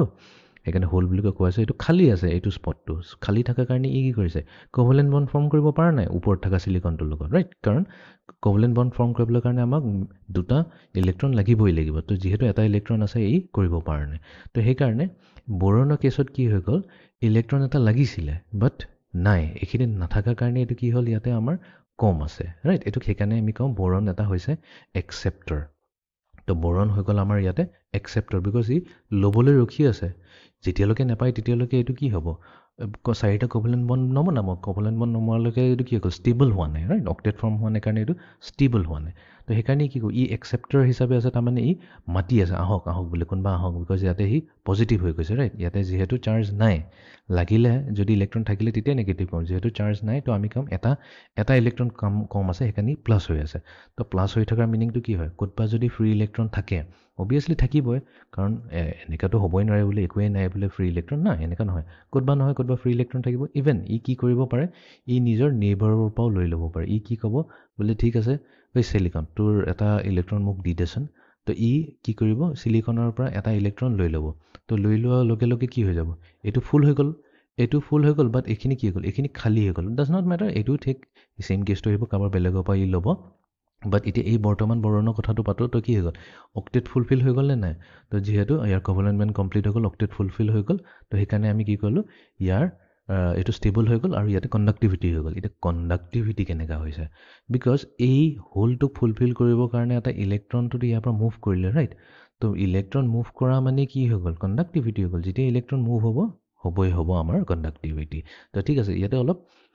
অদ্ভুত ধৰণৰ হয়, বাট ভেৰি ইণ্টাৰেষ্টিং কি আমাৰ ইয়াতো ইলেক্ট্ৰন এটা মুভ হৈছে। বাট জেনেৰেলি আমি ইয়াতে ইলেক্ট্ৰনছৰ কথা নাপাওঁ, আমি ইয়াতে কওঁ যে হোল কথা বুলি কওঁ। ঠিক আছে, হোল মানে কি হয়, হোল মানে হৈছে য'ত ইলেক্ট্ৰন নাই, হোল মানে হৈছে নো ইলেক্ট্ৰন। ঠিক আছে, আৰু নো ইলেক্ট্ৰন মানে কি, য'ত নো ইলেক্ট্ৰন আছে তাক আমি পজিটিভ বুলি কওঁ, সেইকাৰণে হোলটোক আমি থিয়ৰিটিকেলি পজিটিভ বুলি কওঁ। ঠিক আছে, পজিটিভ চাৰ্জ কেৰিয়াৰ বুলি কওঁ, ডিন'ট কৰিছোঁ পজিটিভ চাৰ্জ কেৰিয়াৰ। সেইকাৰণে একচুৱেলি পজিটিভ চাৰ্জ কেৰিয়াৰ মানে কি, আমি যদি POSITIV বুলি কৈ লিখোঁ, এই পিটো যোনটো আহিব, সেইকাৰণে এইটো মনত ৰাখিবলৈ কাৰণে ইজি হ'ব, সেইকাৰণে এইটোক আমি কৈছোঁ পি টাইপ ছেমি কণ্ডাক্টৰ। তো পি টাইপ ছেমি কণ্ডাক্টৰ মানে কি, এটা পজিটিভ টাইপ ছেমি কণ্ডাক্টৰ ভাবিলে হ'ল য'ত হোলছ বেছি থাকিব। নাম্বাৰ অফ, এইটো কেছত আমাৰ number of holes will B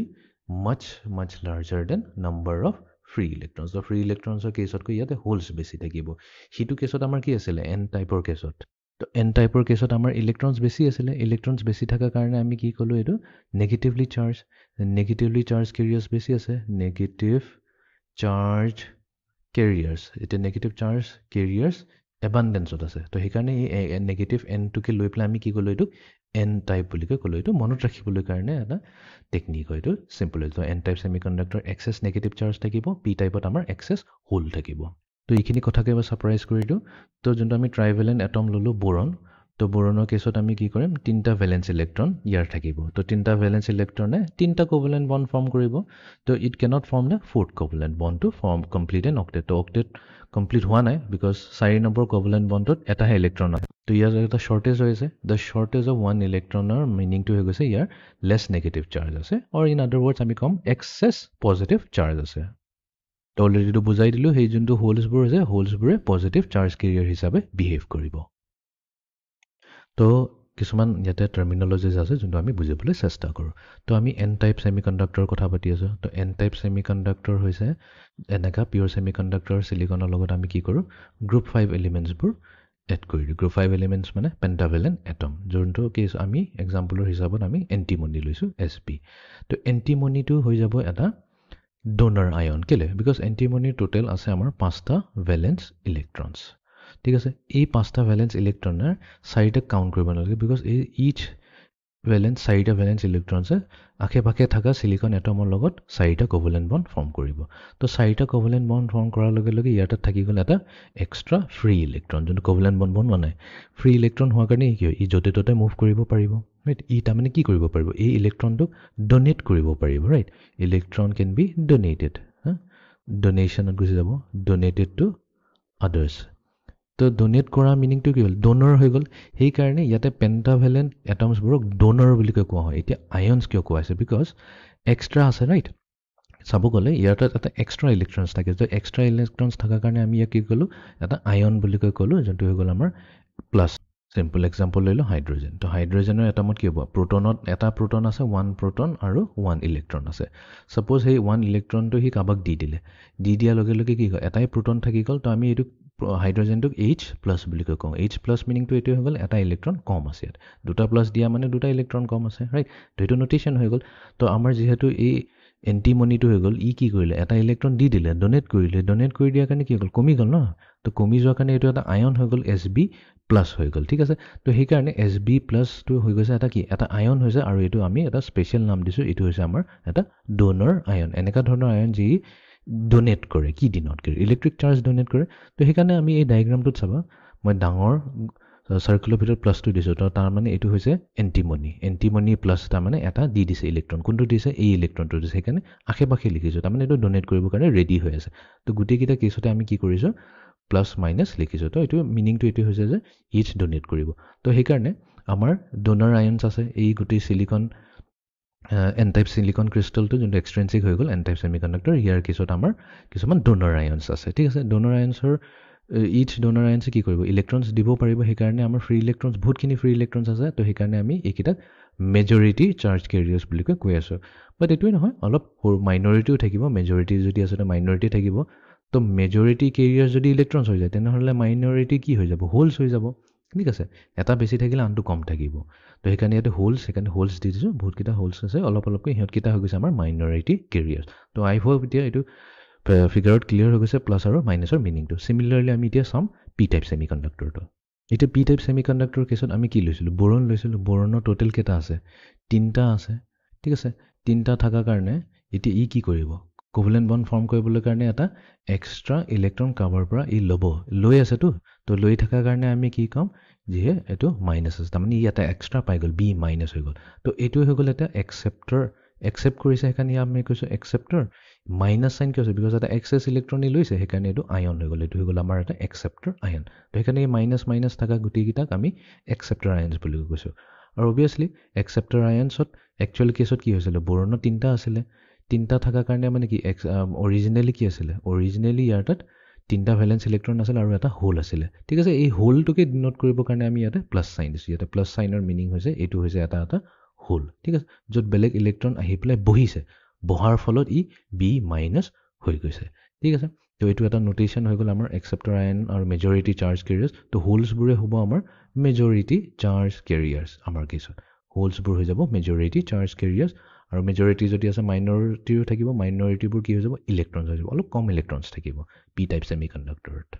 তো মনত ৰাখিলে হ'ল যে আমি যদি এন টাইপ ছেমিকণ্ডাক্টৰৰ কথা পাতি আছোঁ তো এন টাইপ মানে হৈ গ'ল আমাৰ গ্ৰুপ 5 মানে পেণ্টাভেলেণ্ট তো পেণ্টাভেলেণ্ট মানে কি 5টা ভেলেন্স ইলেক্ট্ৰন 4টা ইউজ হয় এটা ইলেক্ট্ৰন এক্সট্ৰা আছে সেইকাৰণে আমি কৈছোঁ মেজৰিটি কেৰিয়াৰ হৈ গৈছে ইলেক্ট্ৰন তো মাইনৰিটি হৈ যাব হোলছ এইটোতো মনত ৰাখিব ইমান দৰকাৰী নাই মেজৰিটিটো মনত ৰাখিলে হৈ গ'ল মাইনৰিটি অট'মেটিকেলি হৈ যাব পি টাইপৰ কেছত এক্সেক্টলি উল্টাটো হৈ যায় মেজৰিটি হৈ যাব হোলছ আৰু মাইনৰিটি হৈ যাব ইলেক্ট্ৰনছ ইয়াতে আমি গ্ৰুপ 3 এলিমেণ্টছবোৰ লৈ পেলাই এজ এন ইম্পিউৰিটি ইউজ কৰি পেলাই ডোপ কৰি দিওঁ পিয়ৰ ছেমিকণ্ডাক্টৰৰ লগত এতিয়া নেক্সট কথাটো আহি যায় ঠিক আছে ফ্ৰী ইলেক্ট্ৰনছ আছে বা ফ্ৰী হোলছ আছে সিহঁতে মুভ কৰি আছে বাট কথাটো হৈ যায় কি কাৰেণ্ট কেনেকৈ ফ্ল' হয় ছেমিকণ্ডাক্টৰ ৰাইট সেইটো জানিবতো ইম্পৰ্টেণ্ট হয় তো এইবাৰ আমি ইয়াতে কি লৈছোঁ এটা কি type of semiconductor N type হ'ব নে পি টাইপ হ'ব এইটো হৈ যাব এটা পি টাইপ ছেমিকণ্ডাক্টৰ কাৰণ ইয়াতে আমি এটা ট্ৰাইভেলেণ্ট এটম ইউজ কৰিছোঁ এইটো হৈছে আমাৰ group 3 element right group 3 element হোৱাৰ কাৰণে এইটো হৈ গ'ল আমাৰ এটা পি টাইপ ছেমিকণ্ডাক্টৰ এতিয়া আমি কি কৈছোঁ এই পি টাইপ বৰণৰ কি আছে এটা হোল আছে আৰু 3টা ভেলেন্স ইলেক্ট্ৰন আছে, যাৰ কাৰণে ই আশে পাশে থকা তিনিটা সিলিকনৰ লগত কোভেলেন্ট বণ্ডটো ফৰ্ম কৰিছে, বাট ওপৰৰ সিলিকনটোৰ লগত কোভেলেন্ট বণ্ড ফৰ্ম কৰিব পৰা নাই। তো ই কি কৰে, ই নিজৰ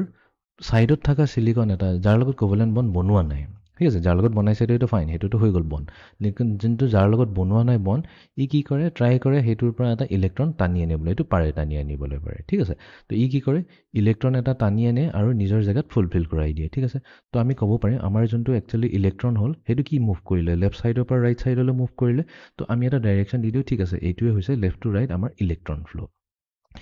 এতিয়া ই যদি ইয়াৰ লেফ্ট টু ৰাইট মুভ কৰিলে, তেনেহ'লে অৰিজিনেলি আমাৰ হোলটো ক'ত আছিলে, এইখিনিত আছিলে হোলটো, বাট ই এবাৰ কি হৈ গ'ল, এইফালৰ পৰা ইলেক্ট্ৰন খালী হৈ যোৱা মানে কি, ইয়াতে এটা হোল আহি গ'ল। দেখাতটো তেনেকৈ লাগিছে হোলটো প্ৰথমতে বৰণৰ ওপৰত আছিলে, ই আকৌ আহি পেলাই এবাৰ এই সিলিকনৰ ওপৰত আহি গ'ল। তো আমাৰ হোল ফ্ল'টো কি আছিলে, from right to left, right ছাইডৰ পৰা লেফ্ট ছাইডলৈ গৈ আছে, ইলেক্ট্ৰনটো লেফ্ট টু ৰাইট গৈ আছে। এতিয়া কাৰেণ্ট ইলেক্ট্ৰিচিটিত আমি পঢ়িছিলোঁ যে আমাৰ কাৰেণ্টৰ ডাইৰেকশ্যনটো কি হয়, আমাৰ দুটা ধৰণৰ কাৰেণ্টৰ ডাইৰেকশ্যন থাকে, ইলেক্ট্ৰনৰ ডাইৰেকশ্যন, ইলেক্ট্ৰন ফ্ল' যদি হৈ আছে ফ্ৰম লেফ্ট টু ৰাইট, তেনেহ'লে কনভেনশ্যনেল কাৰেণ্ট যোনটো কওঁ আমি, যোনটো আমি ধৰোঁ কাৰেণ্টৰ, কনভেনশ্যনেল কাৰেণ্টৰ ডাইৰেকশ্যনটো কি হ'ব, from right to left, from right side to left, সদায় অপজিট ইলেক্ট্ৰন ফ্ল'ৰ এগেইনষ্টত আমি কাৰেণ্টৰ ডাইৰেকশ্যনটো লওঁ কনভেনশ্যনেল। তো তাৰমানে কি, আমাৰ হোলৰ ডাইৰেকশ্যনটো যোনফালে হৈছে সেইটোৱে হৈ যাব আমাৰ কাৰেণ্টৰ ডাইৰেকশ্যন। তো কাৰেণ্ট আই বুলি কৈ ধৰিছোঁ যেনিবা, আই ডাইৰেকশ্যনটো আমাৰ হোলৰ ডাইৰেকশ্যনৰ লগত থাকিব, ইলেক্ট্ৰন বা ইলেক্ট্ৰনটো যদি চাওঁ তাৰ একজেক্টলি অপজিটটো চালি হ'ল, সেইটো হৈ যাব আমাৰ কাৰেণ্টৰ ডাইৰেকশ্যন। তো আই হোপ এইখিনিলৈকে ক্লিয়াৰ হৈ আছে বস্তুবোৰ, কেনেকৈ ছেমি কণ্ডাক্টৰ বিহেভ কৰে, ঠিক আছে। এতিয়া আমি এটা ডিফাৰেণ্ট টপিকলৈ যাওঁ, সেইটো ছেমি কণ্ডাক্টৰ এটা ল আছে যোনটো কোৱা হয় মাছ একশ্যন ল। মাছ একশ্যন ল, তো মাছ একশ্যন লটোৱে কি কয়, এইটোৱে কয় যে আণ্ডাৰ থাৰ্মেল ইকুইলিব্ৰিয়াম, থাৰ্মেল ইকুইলিব্ৰিয়াম মানে এটা পাৰফেক্ট টেম্পাৰেচাৰত আহি পেলাই ৰখি গ'ল, ঠিক আছে, তাৰপিছত এইটো কমো হোৱা নাই বেছিও হোৱা নাই, ইকুইলিব্ৰিয়ামত যদি আছে, তেনেহ'লে এটা ছেমি কণ্ডাক্টৰত কি হয়, কনচেনট্ৰেশ্যন অফ ইলেক্ট্ৰনছ, কাৰণ ইলেক্ট্ৰনছটো থাকিবই, ফ্ৰী ইলেক্ট্ৰনছ, এইটো ফ্ৰী ইলেক্ট্ৰনছৰ কথা কৈ আছোঁ, আৰু কনচেনট্ৰেশ্যন অফ হোলছ, ইহঁতৰ যদি আমি কেলকুলেট কৰি লওঁ, নাম্বাৰটো কেলকুলেট কৰি পেলাই, সেই কনচেনট্ৰেশ্যনৰ নাম্বাৰটো কেলকুলেট কৰি পেলাই যদি আমি মাল্টিপ্লাই কৰি দিওঁ, তেনেহ'লে সেই ভেলিউটো সদায় ফিক্স থাকিব, যিয়ে ছেমি কণ্ডাক্টৰ মেটেৰিয়েল লোৱা হয়, ঠিক আছে। তো সেইটোকে কোৱা হয় মাছ একশ্যন ল। তো তাৰমানে আমি লৈছোঁ এন, এন মানে হৈছে আমাৰ concentration, CONC, concentration of free electrons, যে এনি ইলেক্ট্ৰনছ ল'লেই নহ'ব, ফ্ৰী ইলেক্ট্ৰনছটোহে আমি ল'ব লাগিব, কনচেনট্ৰেশ্যন অফ ফ্ৰী ইলেক্ট্ৰনছ, আৰু এইফালে পিটো আমি ক'ম কনচেনট্ৰেশ্যন অফ হোলছ। তো ইহঁত দুইটাৰে যদি আমি প্ৰডাক্ট লওঁ এন ইনটু পি, তো এইটো ইকুৱেলছ টু হৈ যায় ইট ইজ কনষ্টেণ্ট, সেই কনষ্টেণ্টটোৰ ভেলু এটা দিয়া হয়, কনষ্টেণ্টটো কোৱা হয় NI স্কুৱেৰ, NI স্কুৱেৰ মানে ইয়াতে NI মানে হৈছে ইন্ট্ৰিনজিক কেৰিয়াৰ কনচেনট্ৰেশ্যন। এতিয়া ইন্ট্ৰিনজিক কেৰিয়াৰ কনচেনট্ৰেশ্যনৰ মিনিংটোৱে হৈছে, যদি আমি ইয়াতে পিয়'ৰ ছেমি কণ্ডাক্টৰ লওঁ, তো লেটছ চে পিয়'ৰ ছেমি কণ্ডাক্টৰত এতিয়া গোটেইকেইটা চিলিকন এটমে আশে পাশে থকা চিলিকন এটমৰ লগত কোভেলেণ্ট বণ্ড বনাই আছে, তো ইয়াতে দেখা গৈছে কোনো ফ্ৰী ইলেক্ট্ৰনছ নাই। বাট যদি আমি এটা এক্সটাৰ্নেল এনাৰ্জি দিওঁ, যেনেকৈ লাইট এনাৰ্জি দিলোঁ বা হিট এনাৰ্জি বা থাৰ্মেল এনাৰ্জি যদি দিওঁ, তেনেহ'লে লেটছ চে এই কোভেলেণ্ট বণ্ডটো ভাঙি গ'ল। তো ভাঙি যোৱাৰ কাৰণে আমি কি পাই যাম, দুটা ইলেক্ট্ৰন ফ্ৰী পাই গ'ল। তো ফ্ৰী ইলেক্ট্ৰনটো কি ইজিলি তাৰ পৰা আমি কি কৰিব পাৰে, য'তে ত'তে গৈ পেলাই এইটো কণ্ডাকশ্যন কৰিব পাৰে। বাট ই যদি ফ্ৰী হৈ গ'ল, তাৰমানে কি হৈ গ'ল, ইয়াৰ জেগাত দুটা হোলছো আহি গ'ল, ৰাইট, দুটা ইলেক্ট্ৰনছৰ এগেইনষ্টত দুটা হোলছ পাইছে। যদি লেটছ চে আৰু এনাৰ্জি দিছোঁ, এই বণ্ডটো ভাঙি গ'ল, তেনেহ'লে কি আৰু দুটা ফ্ৰী ইলেক্ট্ৰনছ ওলাই গ'ল, তো তাৰ এগেইনষ্টতো দুটা হোল ওলাব, তাৰমানে কি চাৰিটা ইলেক্ট্ৰন আছে আৰু চাৰিটা হোলছো আছে। তো ইয়াতে কি আছে, দুইটাৰে কনচেনট্ৰেশ্যন ফিক্স থাকিব। তো পিয়'ৰ কথাত কৈ আছোঁ মই, পিয়'ৰ চিলিকনৰ কথাত কৈ আছোঁ। তো আমি যদি এক্সটাৰ্নেল এনাৰ্জি দিওঁ, তেনেহ'লে কোভেলেণ্ট বেণ্ডত ভাঙিব, ভাঙাৰ পিছত ফ্ৰী ইলেক্ট্ৰনছো ওলাব, বাট ইকুৱেল নাম্বাৰ অফ হোলছো ওলাব। তো তেনেহ'লে যদি আমি এই ফৰ্মুলাটো লগাওঁ, আমি কি কৈছোঁ, আমি ফৰ্মুলাৰ মতে যে concentration of free electrons into concentration of holds যদি কৰোঁ, তেনেহ'লে এন ইনটু পি কি হৈ যাব। তো আমিতো কৈছোঁ এন ইকুৱেলছ টু পি হ'ব, পিয়'ৰৰ কেছত এন ইকুৱেলছ টু যদি পি হৈ গ'ল, তেনেহ'লে এন ইনটু এই পি জেগাত আমি কি ক'ম, এনেই কৈ দিম। তো এইটোৱে হৈ গ'ল এন স্কুৱেৰ, আৰু এইটো এন কি হয়, এইটো একচুৱেলি আমি এই ইন্ট্ৰিনজিক ছেমি কণ্ডাক্টৰৰ কথা কৈ আছোঁতো, তো সেইকাৰণে আমি NI স্কুৱেৰ কৰিলোঁ, সেইকাৰণে আহি গ'ল NI স্কুৱেৰ। NI স্কুৱেৰটো এটা কনষ্টেণ্ট ভেলিউ হয়, ঠিক আছে। এই ফৰ্মুলাটো অকল পিয়'ৰৰ কেছতে নহয়, ইভেন আমাৰ এক্সট্ৰিনসিক সেমিকন্ডাক্টৰ কেছতো এপ্লিকেবল হয় তো এন টাইপৰ যদি কথা পাতো তাতে এই ভ্যালুটো হাই থাকিব এন ভ্যালু হাই থাকিব আৰু পি ভ্যালু লো থাকিব বাট ষ্টিল ইহঁতৰ প্ৰডাক্টটো যদি লওঁ সেইটো কনষ্টেণ্টে থাকিব আৰু কনষ্টেণ্টৰ ভ্যালুটো ni স্কয়াৰৰ ইকুৱেলেই হ'ব তো ল মাস সেকশনৰ পৰা আমি এইটো ওলালো যে প্ৰডাক্ট অফ ফ্ৰী ইলেক্ট্ৰনছ কনসেন্ট্ৰেশন আৰু হোল কনসেন্ট্ৰেশন ইকুৱেলছ টু হ'ব এটা কনষ্টেণ্ট যোনটো হৈছে ni স্কয়াৰ এটা কথা আহি যায় কি আমি এই কনসেন্ট্ৰেশনবোৰ ক্যালকুলেট কেনে কৰিম বিকজ মাস ল একশনটো ঠিক আছে এইটো কৈছে n * p = ni স্কয়াৰ বাট নেক্সট কথা হৈছে আমি n আৰু p ভ্যালুটো আমি উলাবলৈ পাৰিব লাগিব ঠিক আছে এইটো বহুত ইম্পৰ্টেন্ট হৈ যায় তো হেতুৰ পৰা আমি একচুয়ালি চাৰ্জ ডেন্সিটি লৈ গৈ আছো বিকজ আমি চাৰ্জ ক্যালকুলেট কৰিবলৈ কাৰণে বিকজ আলটিমেটলি তো আমাক কাৰেন্ট কিমান ফ্লো হৈছে এইটো ক্যালকুলেট কৰিব লাগে তো হেই ক্যালকুলেশনত পাবলৈ হলে আমি প্ৰথমতে কনসেন্ট্ৰেশনৰ বিষয়ে জানিব লাগিব তো এতিয়া আমি এই n আৰু p ভ্যালুটো কেনেকা ওলাই হেতু আমি ষ্টাডি কৰিম তো হেতুৰ কাৰণে এটা স্মল আইডিয়া এটা দিছো যোনটো কয় charge density in a semiconductor তো ইয়াতে এইটো ষ্টাডি কৰিব চাৰ্জ ডেন্সিটি কথা ষ্টাডি কৰি আছো আমি স্টেপ বাই স্টেপ তাৰ আগতে আমি ল অফ ইলেক্ট্ৰিকেল নিউট্ৰেলিটি কথা পাতিলো এটো অলৰেডি পাতিয়ে থৈছো তো কোৱা হৈছে যে আমাৰ যদি গ্ৰুপ 5 এলিমেন্টেৰে যদি আমি ডোপ কৰি দিও এটা পিওৰ সেমিকন্ডাক্টৰ আমি পাই যাও এন টাইপ সেমিকন্ডাক্টৰ ঠিক আছে সেই এন টাইপ সেমিকন্ডাক্টৰ এটা এক্সট্ৰা ইলেক্ট্ৰন থাকে যাৰ ফলত আমি কি পাইছো এটা ডোনাৰ আয়ন পাই গৈছে এক্সট্ৰা ইলেক্ট্ৰনটো আছে বাট হেতুৰ কাৰণে কি হৈছে নেগেটিভ চাৰ্জ কেৰিয়াৰটো বেছি আছে ৰাইট মানে যোনটো মেজৰিটি চাৰ্জ কেৰিয়াৰ যোনটো আমি ইলেক্ট্ৰনছ বুলি কৈছো হেতু বেছি আছে বাট ষ্টিল আমাৰ যোনটো ওভাৰঅল যোনটো গুটি ক্ৰিষ্টেলটো হৈ গল হেতু আমাৰ নিউট্ৰেল থাকিব because total positive charge must B equals to total negative charge এটো সদায় হ'বই হ'ব এন টাইপ লওঁ বা পি টাইপ লওঁ পি টাইপৰ কেছত কি থাকে হোলছটো সবতকৈ বেছি থাকে ৰাইট হোলছ বেছি থাকে আৰু ইলেক্ট্ৰনছ কম থাকে তো এটোৰ মিনিংটো এটোই হ'ব লাগিছিল কি এটো পজিটিভলি চাৰ্জ হ'ব লাগিছিল এটা পি টাইপ সেমিকন্ডাক্টৰ নহয় বিকজ হোলছ যদি আছে তেনেহলে ওভাৰঅল নেট যোনটো নাম্বাৰ অফ ইলেক্ট্ৰনছ হেতু ইকুৱেল থাকিব ইটো নাম্বাৰ অফ প্ৰটনছ বা নাম্বাৰ অফ পজিটিভ চাৰ্জ যাৰ ফলত ওভাৰঅল আমাৰ মেটেৰিয়েলটো সদায় নিউট্ৰেল থাকিব এটোকে কোৱা হয় the law of electrical neutrality এইটো আমি ইউজ কৰিম বাৰু তো সাপোজ আমি এটা ইন্ট্ৰিনসিক সেমিকন্ডাক্টৰ লৈছো মানে এটা পিওৰ সেমিকন্ডাক্টৰ ক্ৰিষ্টেল ললো আৰু সেই ক্ৰিষ্টেলৰ লগত আমি কি কৰিছো ডোপিং কৰিছো কি হেৰে এন টাইপ আৰু পি টাইপ ডোপেন্স দুটাই ইউজ কৰিছো ঠিক আছে তো এন টাইপ যদি কওঁ তাৰমানে কি আমি গ্ৰুপ 5 ৰ কথা পাতি আছো গ্ৰুপ 5 ৰ মানে কি হৈ গল আমাৰ পেন্টাভেলেন্ট এটম আহি গল পেন্টাভেলেন্ট এটমবোৰ সদায় কি কৰে ডোনেট কৰে তো ডোনাৰ আয়ন হৈ গল তো ডোনেট কৰা মানে কি প্লাছ হৈ গল তো প্লাছ থাকিব আৰু যোনটো এক্সট্ৰা ইলেক্ট্ৰনটো সাইডত লাগি থাকিব হেতু সাৰফেসত থাকিব হেতু হৈ গল আমাৰ মাইনাস তো এটো হৈ গল আমাৰ ডোনাৰ আয়ন আৰু তাৰ সাৰফেসত থকা ইলেক্ট্ৰনটো যদি হি দিবলৈ কাৰণে ৰেডি হৈছে ডোনেট কৰিবলৈ কাৰণে ৰেডি আছে ঠিক আছে এটো আমি এন টাইপৰ কেছটো কৈছো তো কেটামান আৰু ড্ৰ কৰিলো বুজি পাবলৈ ইজি হ'ব ঠিক আছে ডোনাৰ আয়ন আৰু এফালে মাইনাস আছে এতিয়া মাইনাস থাকা কাৰণে কি হৈ গল ইয়াৰ মিনিংটো এটো হৈ গল যে মেজৰিটি চাৰ্জ কেৰিয়াৰ্ছ বোৰ হৈ গল আমাৰ ইলেক্ট্ৰনছ ঠিক তেনেকৈ আমি পি টাইপ ডোপেন্ডেৰো ইয়াক ডোপ কৰি থৈছো পি টাইপ মানে কি হৈ গল পি টাইপ হলে গ্ৰুপ 3 ট্ৰাইভেলেন্টৰ বোৰ কি আছে একসেপ্টৰ হৈছে একসেপ্টৰ মানে কি একসেপ্ট কৰিব তো একসেপ্ট কৰিলে মানে কি এক্সট্ৰা ইলেক্ট্ৰন আহি যায় তো সেই কাৰণে ই হৈ গৈছে এটা নেগেটিভ ডোনাৰ নেগেটিভ একসেপ্টৰ নেগেটিভ আয়ন বুলি ক'লো তো অৰিজিনালি কি আছে প্লাস ইয়াৰ লগত লাগি আছে কাৰণ ইয়াতে এটা হোল এটা আছিল ৰাইট তো হোলটো একচুয়ালি ফুলফিল হোৱাৰ পিছত মাইনাস হল তো দেখুৱাবৰ কাৰণে আমি ক'লো যে সাৰফেসত আছে ইয়াৰ হোলছ ঠিক আছে তো ইয়াতে কি হৈ গল এই একসেপ্টৰ আয়নৰ কাৰণে মেজৰিটি চাৰ্জ কেৰিয়াৰ হৈ গল আমাৰ এই পজিটিভ হোলছ কিটা তো আমি মিক্স কৰা কেছটো তাৰ মানে ইয়াতে কি আছে ডোনাৰ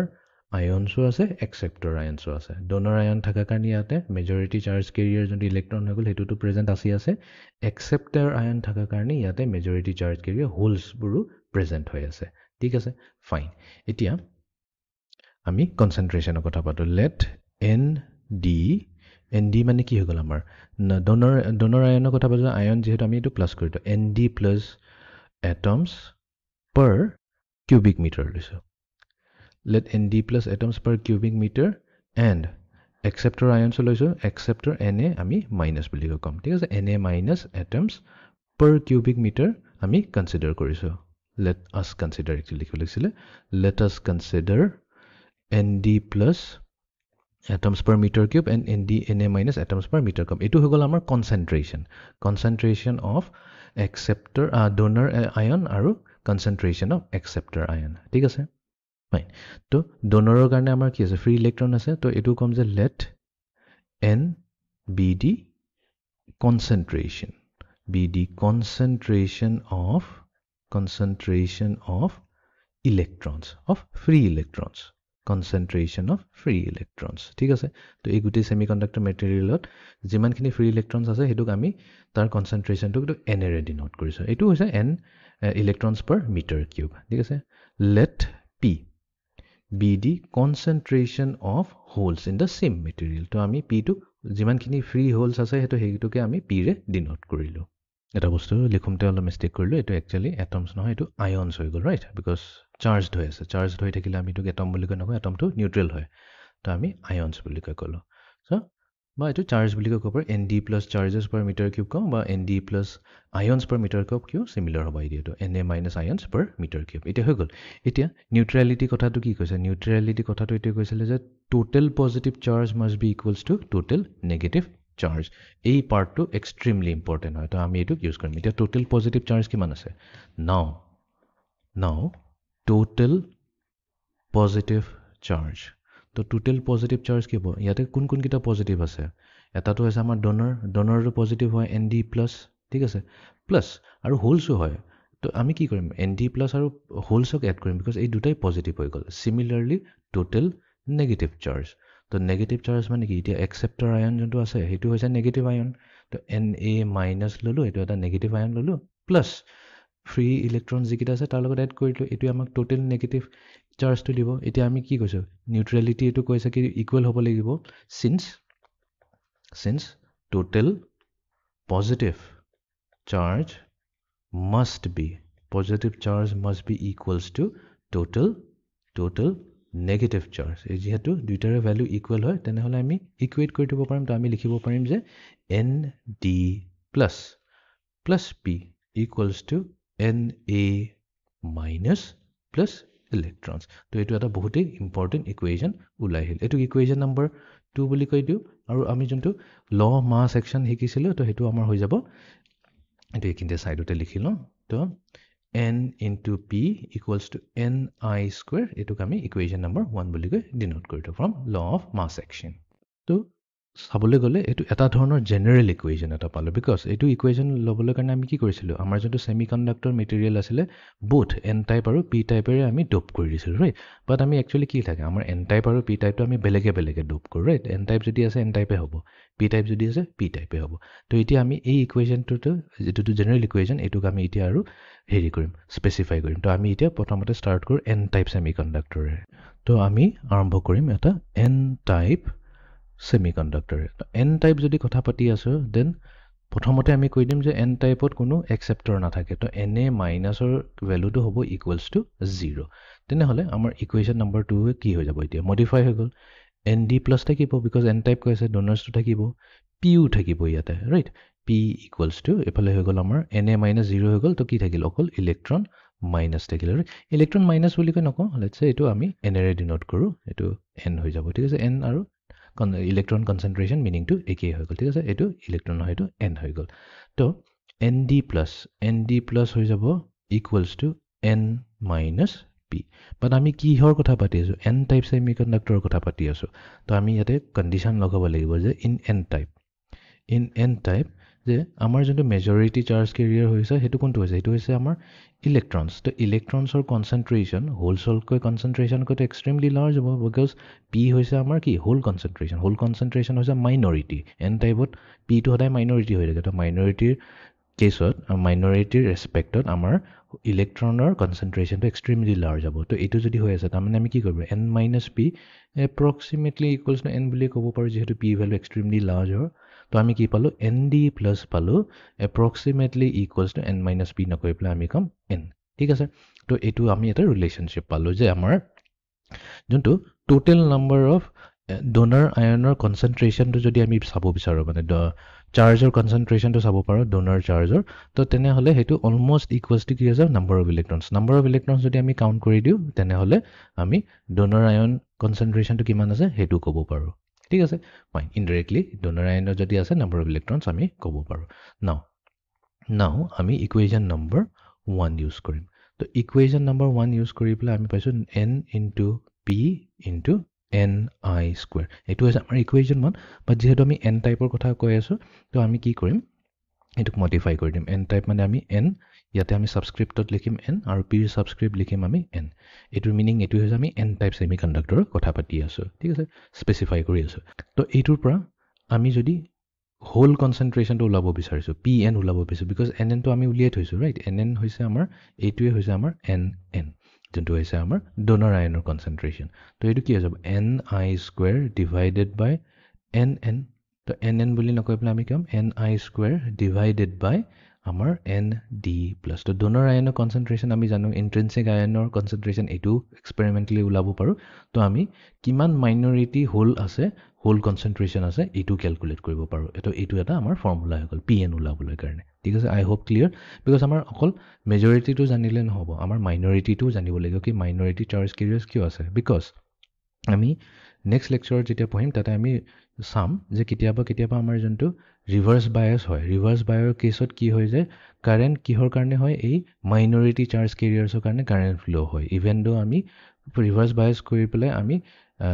যোনটো মেজৰিটি চাৰ্জ কেৰিয়াৰ্স তাৰ ৰাস্তাটো বন্ধ কৰি থৈছো বাট মাইনৰিটি চাৰ্জ কেৰিয়াৰ্স থাকে যাৰ ফলতো অলপ লিক হয় কাৰেন্ট ঠিক আছে তো সেই কাৰণে এক্সট্ৰিমলি ইম্পৰ্টেন্ট হয় আমি মাইনৰিটি চাৰ্জ কেৰিয়াৰ্সৰ বিষয়ে জানো তো এন টাইপৰ কেছত আমি কলো যে আমাৰ যদি ইলেক্ট্ৰন কনসেন্ট্ৰেশন ওলাব লাগে তেনে হলে আমি তাৰ আয়ন কনসেন্ট্ৰেশন তো ডোনাৰ আয়নৰ কনসেন্ট্ৰেশন যদি জানো হেতুই হৈ যাব আমাৰ ইলেক্ট্ৰনৰ কনসেন্ট্ৰেশন ইকুৱেল হয় অলমোস্ট ইকুৱেল হয় আৰু যদি আমি তাৰ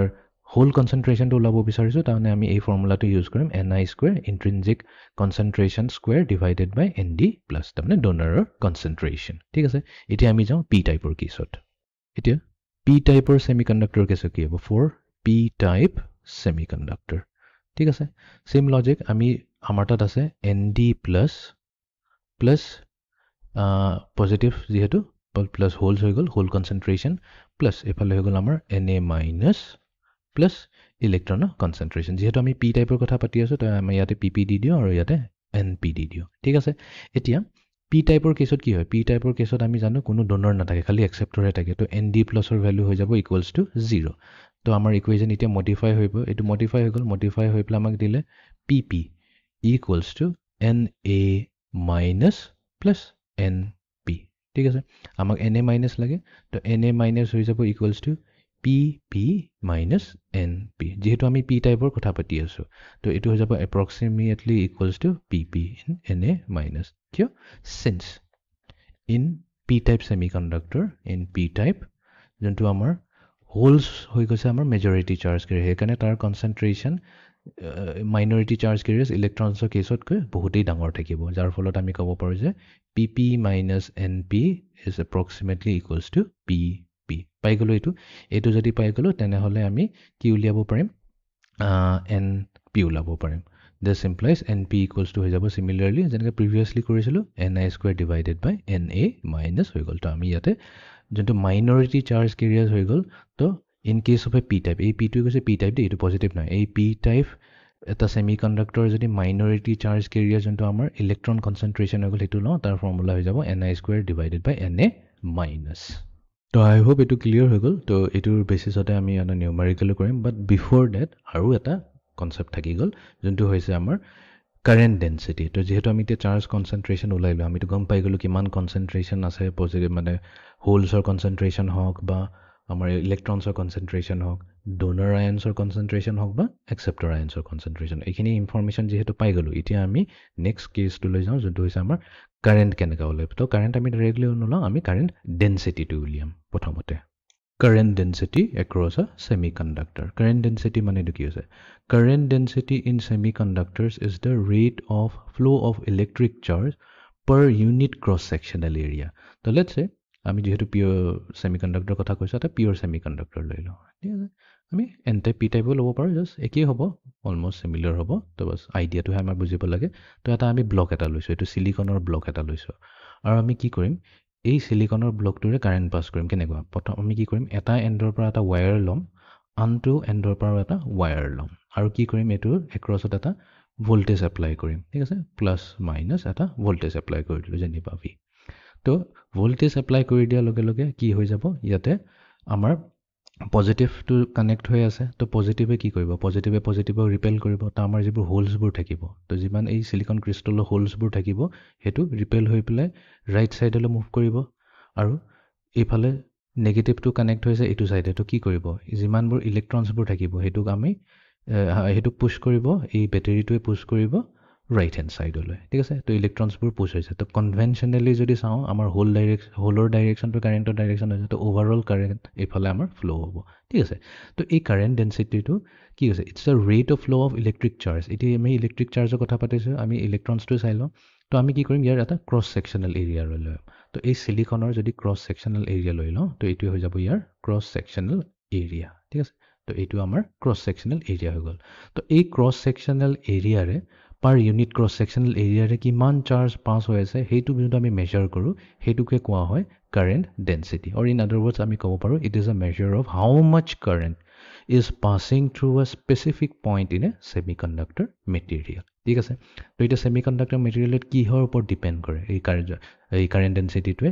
তিনটা মেইন ফেক্টৰ আছে ইলেক্ট্ৰিক ফিল্ড টেম্পাৰেচাৰ আৰু মোবিলিটি এতিয়া ইলেক্ট্ৰিক ফিল্ড মানে তো যেতিয়াই আমি এটা ভোল্টেজ এপ্লাই কৰোঁ এইটোতো এটা লেংথ থাকিব এটা পাৰ্টিকুলাৰ এই ব্লকটোৰ লেংথ আছে লেটছে এইটো লেংথটো আমি লৈছোঁ ডি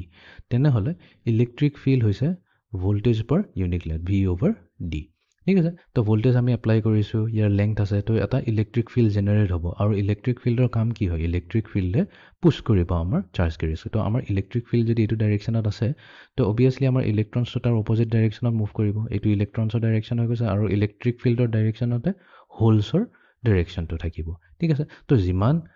ইলেক্ট্ৰিক ফিল্ডটো ষ্ট্ৰং হ'ব সিমান বেছি মুভ হ'ব চাৰ্জ কেৰিয়াৰ্ছবোৰ আৰু যিমান বেছি চাৰ্জ কেৰিয়াৰ্ছ মুভ হ'ব তো কাৰেণ্ট ডেনচিটি আমাৰ বাঢ়ি যাব বিকজ এই ক্ৰছ ছেকশ্যনেল এৰিয়াৰে বেছি চাৰ্জেছ মুভ কৰিব ধৰিব ঠিক আছে তো এইটোৱে হৈ গ'ল আমাৰ ইলেক্ট্ৰিক ফিল্ডৰ এফেক্টটো নেক্সট টেম্পাৰেচাৰ কথাটো আহিয়ে যায় টেম্পাৰেচাৰ মানে কি হ'ল যিমান বেছি টেম্পাৰেচাৰ বঢ়াই গৈ থাকিম আৰু কোভেলেণ্ট বণ্ড ভাঙিব যাৰ ফলত ইলেক্ট্ৰনছ হোল এইবোৰ পেয়াৰবোৰ ওলাব ইলেক্ট্ৰনছ হোল পেয়াৰ ওলোৱা মানে কি কণ্ডাক্টিভিটি বাঢ়ি গ'ল ঠিক আছে এণ্ড নেক্সট আহি যায় এটা ইম্পৰ্টেণ্ট কথা আহি যায় মোবিলিটি হৈছে যদি আমি হোলছৰ কথা পাতোঁ তো হোলছৰ মোবিলিটিক আমি মিউ এইচ বুলি কৈ কওঁ আৰু আমাৰ ইলেক্ট্ৰনছৰ মোবিলিটিক মিউ এন বুলি কৈ কওঁ বা এইটো মিউ পি বুলি কৈ কওঁ বেছি ইজি হ'ব তো মিউ পি হৈ গ'ল আমাৰ হোলছৰ মোবিলিটিটো আৰু মিউ এন হৈ গ'ল আমাৰ ইলেক্ট্ৰনছৰ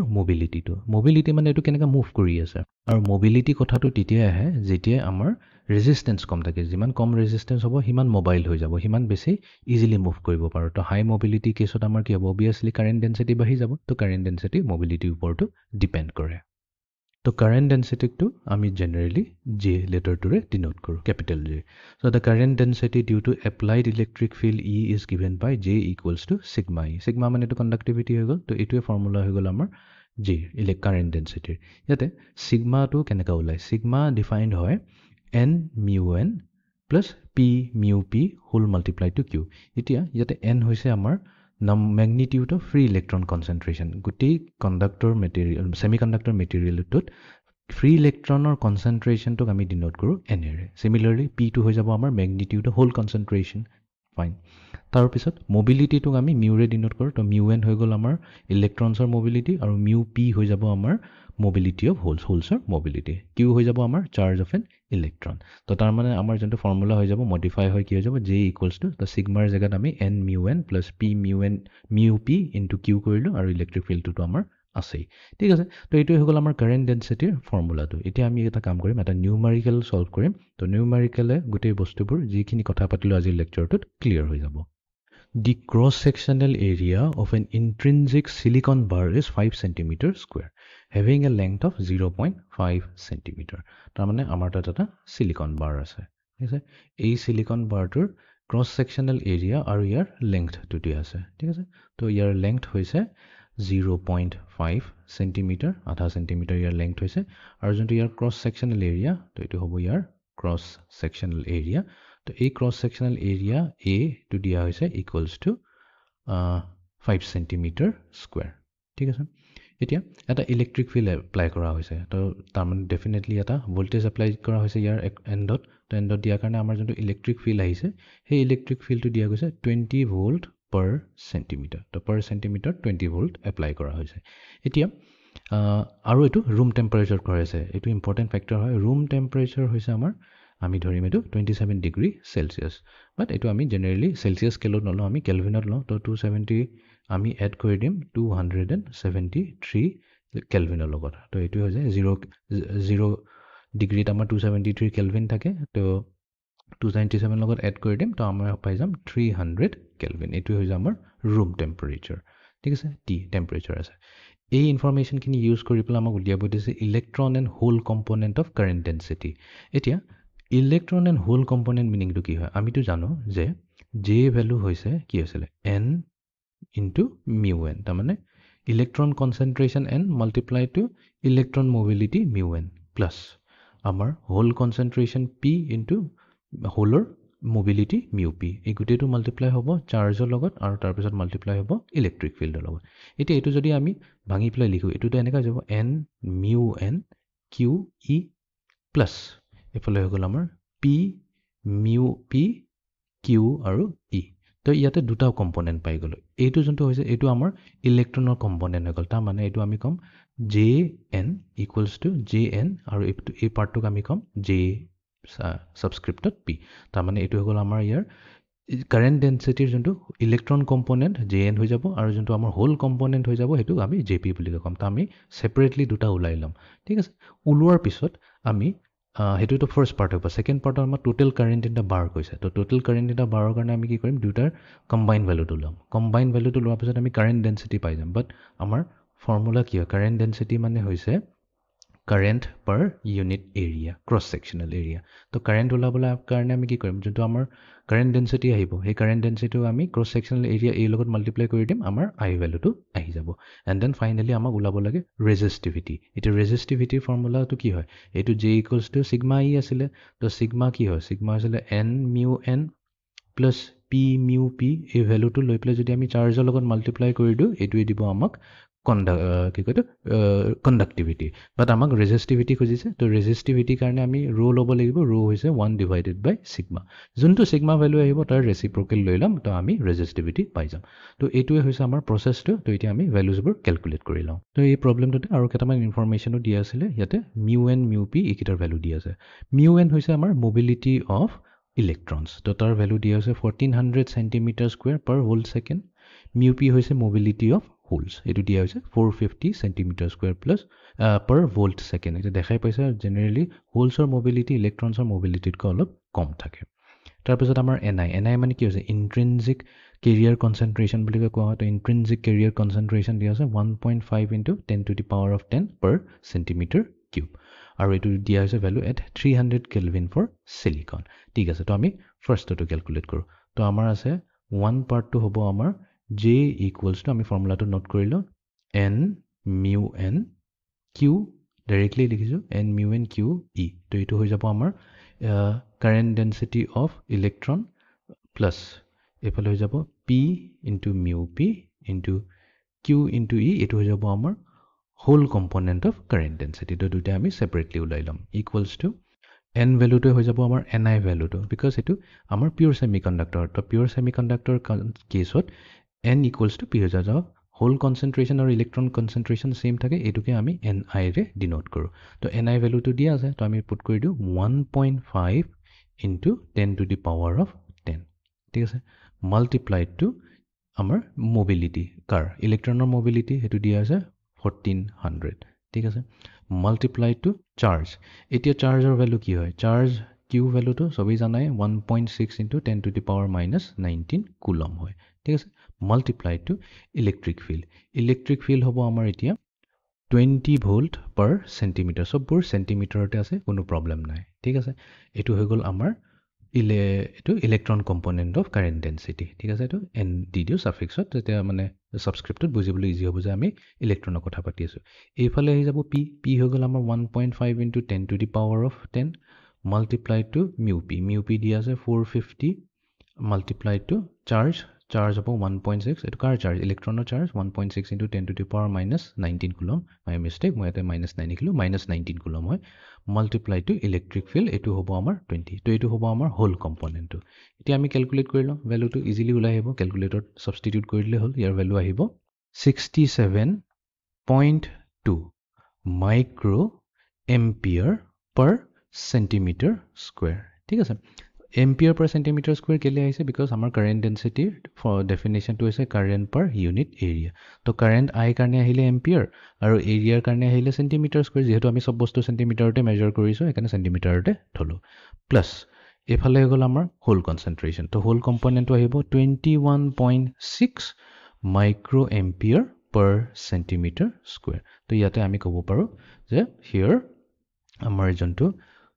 ইলেক্ট্ৰনৰ কাৰেণ্ট ডেন্সিটি কম্পনেণ্টটো হৈছে হেতু হ'ব 67.2 micro' ampere per centimeter square and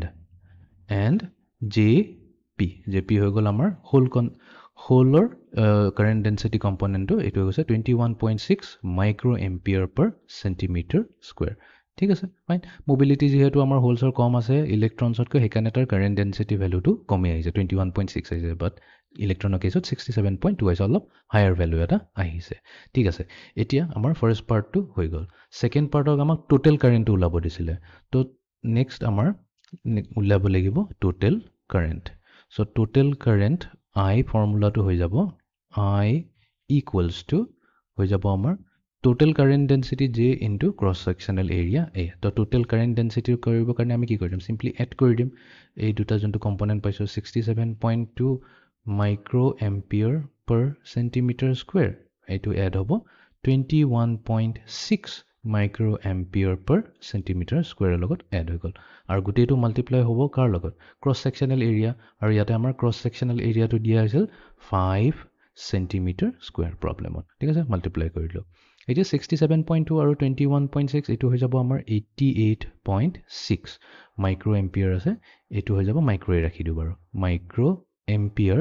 per centimeter square আৰু এটো মাল্টিপ্লাই হৈ যায় 5 centimeter square লগত তো centimeter square ফালে গুছি গল তো 88.6 into 5 আমি কৰি দিম তো এটো দিব আমাক 444 মাইক্ৰ এম্পিয়াৰ তাৰ মানে গুটেই সিলিকন ক্ৰিস্টালটো টোটাল কাৰেন্ট যোনটো ফ্লো হৈ আছে হেতু হৈছে 444 মাইক্ৰ এম্পিয়াৰ ঠিক আছে নেক্সট আমি এতিয়া ক্যালকুলেট কৰিম ৰেজিস্টিভিটি আছে আমাক কৰিব লাগে ফাইনালি ৰেজিস্টিভিটি এতিয়া ৰেজিস্টিভিটি উলিয়াবলৈ কাৰণে আমি কি কৰিব লাগিব কণ্ডাক্টিভিটি টু ক্যালকুলেট কৰিব লাগিব বিকজ আমি জানো ৰেজিস্টিভিটি হৈছে 1 ডিভাইডেড বাই কণ্ডাক্টিভিটি তাৰ পিছত কণ্ডাক্টিভিটিৰ ফৰ্মুলা কি আছিল কণ্ডাক্টিভিটিৰ ফৰ্মুলা আছে n mu n plus p mu p whole multiplied to charge তো এটো দিব আমাক ৰেজিস্টিভিটি তো আমি ভ্যালুবোৰ পুট কৰি দিও 1 ডিভাইডেড বাই n ভ্যালু আমাৰ হৈছে 1.5 into 10 to the power of 10 multiplied to ইলেক্ট্ৰনৰ mobility যোনটো দিয়া হৈছিল আমাক 1400 প্লাস এফালে আছে p ভ্যালুটো হ'ব 1.5 into 10 to the power of 10 multiplied to আমাৰ মোবিলিটি আছে 450 সৰি আছিল এই গুটেটো এতিয়া মাল্টিপ্লাই হ'ব চাৰ্জৰ লগত তো চাৰ্জৰ ভ্যালু হ'ব 1.6 into 10 to the power minus 19 আৰু যেহেতু আমি ৰেজিস্টিভিটি উলাই আছো তো ৰেজিস্টিভিটি ইউনিট হ'ব ohms centimeter তো আমি এটো সাবস্টিটিউট কৰি দিম আমাৰ ক্যালকুলেটৰ মানে ক্যালকুলেটৰ এটো উলিয়ালম ভ্যালু আমাৰ আহিব value 22.52 into 10 to the power of 4 ohm centimeter ৰেঞ্জতে আছে কাৰণ ষ্টাৰ্টিংতে আজি ক্লাছতে কৈছিলো সিলিকনৰ যোনটো আমাৰ ৰেজিস্টিভিটি ভ্যালু থাকে হেতু আহিব 50 into 10 to the power of 3 ঠিক আছে ohm centimeter তো ইয়াৰ ৰেজিস্টিভিটি হাই আহিছে তো তাৰ মানে অলপ কিবা আছে হেতু বাৰু আমি জানো বাট ষ্টিল আমি কম যে এটো বাৰু আমাৰ ৰেঞ্জৰ ভিতৰতে আহিছে বেছি হাই ভ্যালু আহা নাই কম ভ্যালু আহা নাই তো এটো হৈ যাব আমাৰ ৰো ঠিক আছে তো এটো হৈ গল আমাৰ এটা পিওৰ সিলিকনৰ কেছত ঠিক আছে এতিয়া সেম প্ৰবলেমটো লম আৰু সেম প্ৰবলেমটো অলপ মডিফাই কৰি দিম তাৰ মানে আমি কি কৰিম এই পিওৰ সিলিকনৰ লগত অলপ এক্সট্ৰা ডোপেন মেটেৰিয়েল এড কৰি দিম suppose donor impurity is added to the pure silicon crystal to the extent of 1 part in 10 to the power 8 atoms of silicon তাৰ মানে এই প্ৰবলেমটো এবাৰ কোৱা হৈছে যে আমি যোনটো পিওৰ সিলিকন ক্ৰিস্টালটো আছে তাতে আমি donor impurity এড কৰিছো donor impurity কোৱাৰ লগে লগে মনত ৰাখিব লাগিব আমি গ্ৰুপ 5 এলিমেন্টস যোনটো আমি এন্টিমনি লৈছিলো আমাৰ এক্সাম্পলত তো গ্ৰুপ 5 এলিমেন্ট এড কৰা হৈছে বিকজ গ্ৰুপ 5 এলিমেন্টত এটা এক্সট্ৰা ইলেক্ট্ৰন থাকে যোনটো হি ইজিলি ডিনোট কৰি দিব পাৰে ডোনেট কৰিব পাৰে তো ইজিলি ডোনেট কৰিব পাৰাৰ কাৰণে আমি তাক কি কৈছো ডোনেট কৰি আছে এখানে donor impurity বুলি কৈ আছো এতিয়া কোৱা হৈছে যে এই যোনটো donor impurity এড কৰিছে 1 part in 10 to the power of 8 atoms of silicon 8 atoms of silicon তাৰ মানে কি প্ৰতিটো 10 to the power of 8 atoms of silicon যদি লওঁ তাতে আমি এটা donor atom এড কৰিম তো বাট আমাৰ এটা টোটাল নাম্বাৰ অফ সিলিকনস তো দিয়া আছে 4.99 into 10 to the power of 28 atoms per meter cube এটো দিয়া আছে তো আমি কি কৰিম now number of silicon atoms আমাক দিয়া গৈছে per meter cube হিচাপত দিছে per meter cube মানে এক ভলিউমত দিয়া আছে 4.99 into 10 to the power of 28 তো তেনেহলে total number of donor atoms কিমান হৈ যাব total number of donor atoms হৈ যাব আমাৰ donor actually ions হয় ইয়াতে donor atoms লিখি দিও বাৰু equals to হৈ গল আমাৰ 4.99 লম into 10 to the power of 28 আৰু এটো আমি ডিভাইড কৰি দিম যোনটো আমাৰ আছে 10 to the power of 8 কাৰণ প্ৰতিটো 10 to the power of 8 সিলিকনছত যদি আমাৰ ইমান থাকে তেনেহলে ডিভাইড বাই কৰিলে আমি donor atoms টো পাই যাম তো এটো দিব আমাক 4.99 into 10 to the power of 20 right 28 minus 8 হৈ গল 20 atoms আমি পালো ইমানখিনি atoms কিমান per meter cube পালো বাট আমি কি কৰিম এই মিটাৰ কিউবটোক আমি সেন্টিমিটাৰলৈ লৈ যাম বিকজ আমাৰ প্ৰিভিয়াস ভ্যালুজ বোৰ সব সেন্টিমিটাৰ দি আছিল হেতু এটা সিম্পল কনভাৰ্জন হয় তো এটোই দিব 4.99 into 10 to the power of 20 atoms আছে per meter cube আছে এতিয়া আমি মিটাৰ কিউবটো সেন্টিমিটাৰ কিউবলৈ কনভাৰ্ট কৰি দিম ঠিক আছে ডিভাইডেড বাই মিটাৰ কিউব কও আৰু আমি জানো 1 মিটাৰত আমাৰ কিমান থাকে 100 সেন্টিমিটাৰ থাকে তো এটো হৈ গল 100 সেন্টিমিটাৰ হোল কিউব তো হৈ গল কনভাৰ্ট তো এতিয়া আমি লিখিম এটো 4.99 into 10 to the power of 20 divided by 100 ko ba 10 square ko ekai kotha hoy 10 square ako whole cube ase to 10 to the power of 6 hoy gol yate to etu dibo finally 4.99 into 10 to the power 20 minus 6 power minus kori dim ami pam 14 to ami donor atom paisu 4.9 approximately 5 into 10 to the power 14 atoms per centimeter cube etu hoy gol amar nd ঠিক আছে এতিয়া nd যদি উলাইছো তো আমাৰ কি আছিল আমাৰ কনসেপ্টটো আছিল যে for n type যদি আমি n type because obviously donor আছে মানে তো এটা n type semiconductor হয় for n type আমি জানো nn তাৰ মানে যোনটো ইলেক্ট্ৰন কনসেন্ট্ৰেচন তো হয় ইলেক্ট্ৰন কনসেন্ট্ৰেচন approximately আমাৰ donor ion বা donor যিমানখিনি আছে তাৰে কনসেন্ট্ৰেচনৰ ইকুৱেল হৈ যায় তো তাৰ মানে আমাৰ যোনটো nn ভ্যালু হল হেতু আহিব আমাৰ 4.99 into 10 to the power of 14 atoms per meter cube atoms per meter cube হৈ গল এতিয়া প্ৰবলেমটো হুদিছে কি হুদিছে determine the density of minority charge carriers and the new resistivity আমাক minority charge carriers উলাব দিছে ইয়াতে ঠিক আছে তো আমি তো ইয়াতে কি কৰিলো majority charge carriers উলালো ৰাইট এটো majority hall because n type ত আমাৰ এটোৱে থাকে majority electrons ঠিক আছে but minority হে উলাব দিছে তো minority charge carrier concentration কি হ'ব minority carrier যোনটো আমাৰ হোল হৈ যায় তাৰ মানে হোল কনসেন্ট্ৰেচন হৈ যায় মাইনৰিটি কেৰিয়াৰ কনসেন্ট্ৰেচন কো অৰ হোল কনসেন্ট্ৰেচন কো মিনিং সেম টু সেম হয় ৰাইট এন টাইপত আমাৰ হোলটো হৈ যায় মাইনৰিটি তো হোল কনসেন্ট্ৰেচন টু কি হ'ব পি পি হৈ গল পি ফৰ্মুলা কি আছিল এন আই স্কয়াৰ ডিভাইডেড বাই এন ডি এটো আছিল আমাৰ মাইনৰিটি চাৰ্জ কেৰিয়াৰ উলা ফৰ্মুলা এতিয়া আমাক লাগিব এন আই ভ্যালুটো এন আই ভ্যালুটো আমি অলৰেডি প্ৰবলেমত কৰি থৈছো এবাৰ চাই লও এন আই ভ্যালু আমাৰ আছিল 1.5 into 10 to the power 10 per centimeter cube ঠিক আছে তো আমাৰ আছে 1.5 into 10 to the power of 10 per centimeter cube আমাৰ সব সেন্টিমিটাৰ আছে যেতে তো নিলিখিলে হ'ব প্ৰবলেম নাই whole to the power of 2 whole square আছে divided by nd value আমি পালো এতিয়া 4.99 multiplied to 10 raised to the power of 14 ঠিক আছে এই গুটেখিনি আমি ক্যালকুলেট কৰিম তো ক্যালকুলেট কৰিলে আমাৰ আহি যাব minority 4.5 into 10 to the power of 11 atoms per atoms নহয় এটো আমি atoms বুলি নিলিখো ইয়াতে যেহেতু আমি হোলৰ কনসেন্ট্ৰেচন কৈ আছো per centimeter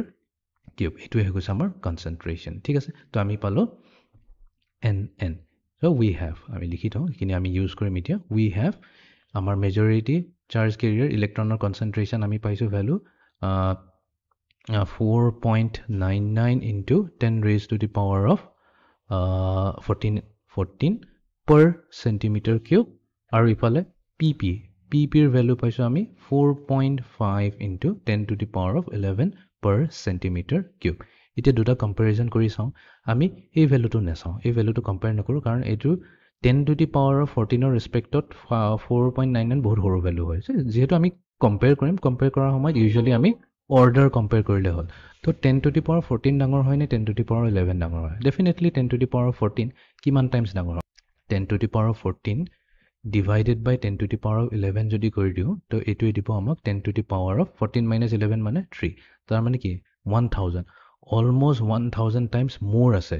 ঠিক আছে যদি আমাৰ তাত এটা মাইনৰিটি কেৰিয়াৰ আছে তেনেহ'লে 1000টা মেজৰিটি কেৰিয়াৰ্ছ আছে চ' ৰাইট এন টাইপত এইটোৱে হয় আমি পাই গ'লোঁ NNPP এতিয়া আমি যাওঁ কেলকুলেট কৰিম আমাৰ ৰেজিষ্টিভিটি চ' ফাইনেলি নাও ৰেজিষ্টিভিটি নতুন ৰেজিষ্টিভিটি কাৰণ এইটো এতিয়া আমাৰ ডোপড হৈ আছেতো নতুন ৰেজিষ্টিভিটিটো ডিফাৰেণ্ট হ'ব ভেলু সেইটো আমি চাওঁ কি হয়নো ভেলু 1 ডিভাইডেড বাই n mu n plus p mu p তো এইটো n হ'ব আৰু এইটো pp হ'ব হোল মাল্টিপ্লাইড টু হৈ থাকিব আমাৰ চাৰ্জ কিউ লগত তো ভেলুজবোৰ পুট কৰি দিওঁ 1 ডিভাইডেড বাই তো আমাৰ এফালে আছে n ৰ জেগাত হ'ব আমাৰ 4.99 into 10 to the power of 14 multiplied to mu n এই মোবিলিটিটো কিন্তু সেম থাকিব মোবিলিটিৰ কোনো প্ৰবলেম নহয় যোনটো অৰিজিনেল ভেলু 1400 আছে সেই মোবিলিটিটো চেঞ্জ নহয় এইটো আইদাৰ আমি ডোপড সিলিকন ইউজ কৰোঁ এক্সট্ৰিনজিক কৰোঁ বা ইন্ট্ৰিনজিক কৰোঁ এইটো মোবিলিটি ভেলুটো সেম থাকিব লাকিলি ফৰ আছ তাৰপিছত পি পি ভেলুটো আছে 4.5 into 10 to the power of 11 multiplied to mobility of হোলছৰ মোবিলিটি আমাক দিয়া হৈছিল 450 এই গোটেইটো মাল্টিপ্লাই হ'ব চাৰ্জৰ লগত 1.6 into 10 to the power of -19 coulomb হৈ গ'ল এতিয়া আমি এই গোটেইটো কেলকুলেটৰত আমি পুট কৰি দিওঁ আৰু আমাৰ ভেলু আহিব 8.95 ওম চেণ্টিমিটাৰ বহুত ধুনীয়া ভেলু এটা আহিছে ধুনীয়া ভেলু কেলৈ আহিছে বিকজ আমাৰ যোনটো পিয়ৰ ছেমি কণ্ডাক্টৰ আছিলে পিয়ৰ ছেমি কণ্ডাক্টৰ কেছত আমাৰ কি আছে 22.52 into 10 to the power of 4 এক মিনিট লিখি লওঁ 22 পিয়ৰ বুলি লিখি লওঁ 22.52 into 10 raise two the power of 4 ohms centimetre আহিছে বা এইটো আমি এনেকৈ লিখিব পাৰোঁ 225.2 থাকি গ'ল 10 টু দি পাৱাৰ 3 যোনটোক আমি কিলো বুলি কওঁ কিলো ওম চেণ্টিমিটাৰ্ছ আহিছে ৰাইট ইমান আহিছে আৰু যোনটো আমাৰ ডোপড হৈ গ'ল তো ডোপড কেছত আমাৰ যোনটো ৰেজিষ্টিভিটি আহি গ'ল 8.95 আহি গ'ল এতিয়া কোনটো ডাঙৰ হয় ডেফিনেটলি এই ভেলুটো এক্সট্ৰিমলি স্মল হয় কম্পেয়াৰ টু ইয়াৰ ৰেজিষ্টিভিটি তো তাৰ ৰেজিষ্টিভিটি যদি ভাল হয় ৰেজিষ্টিভিটি যদি কম হয় তাৰমানে ইয়াৰ কণ্ডাক্টিভিটি কি হ'ব ডোপটোৰ কণ্ডাক্টিভিটি আমি কেলকুলেট কৰি চাব পাৰোঁ বহুত হাই হ'ব কম্পেয়াৰ টু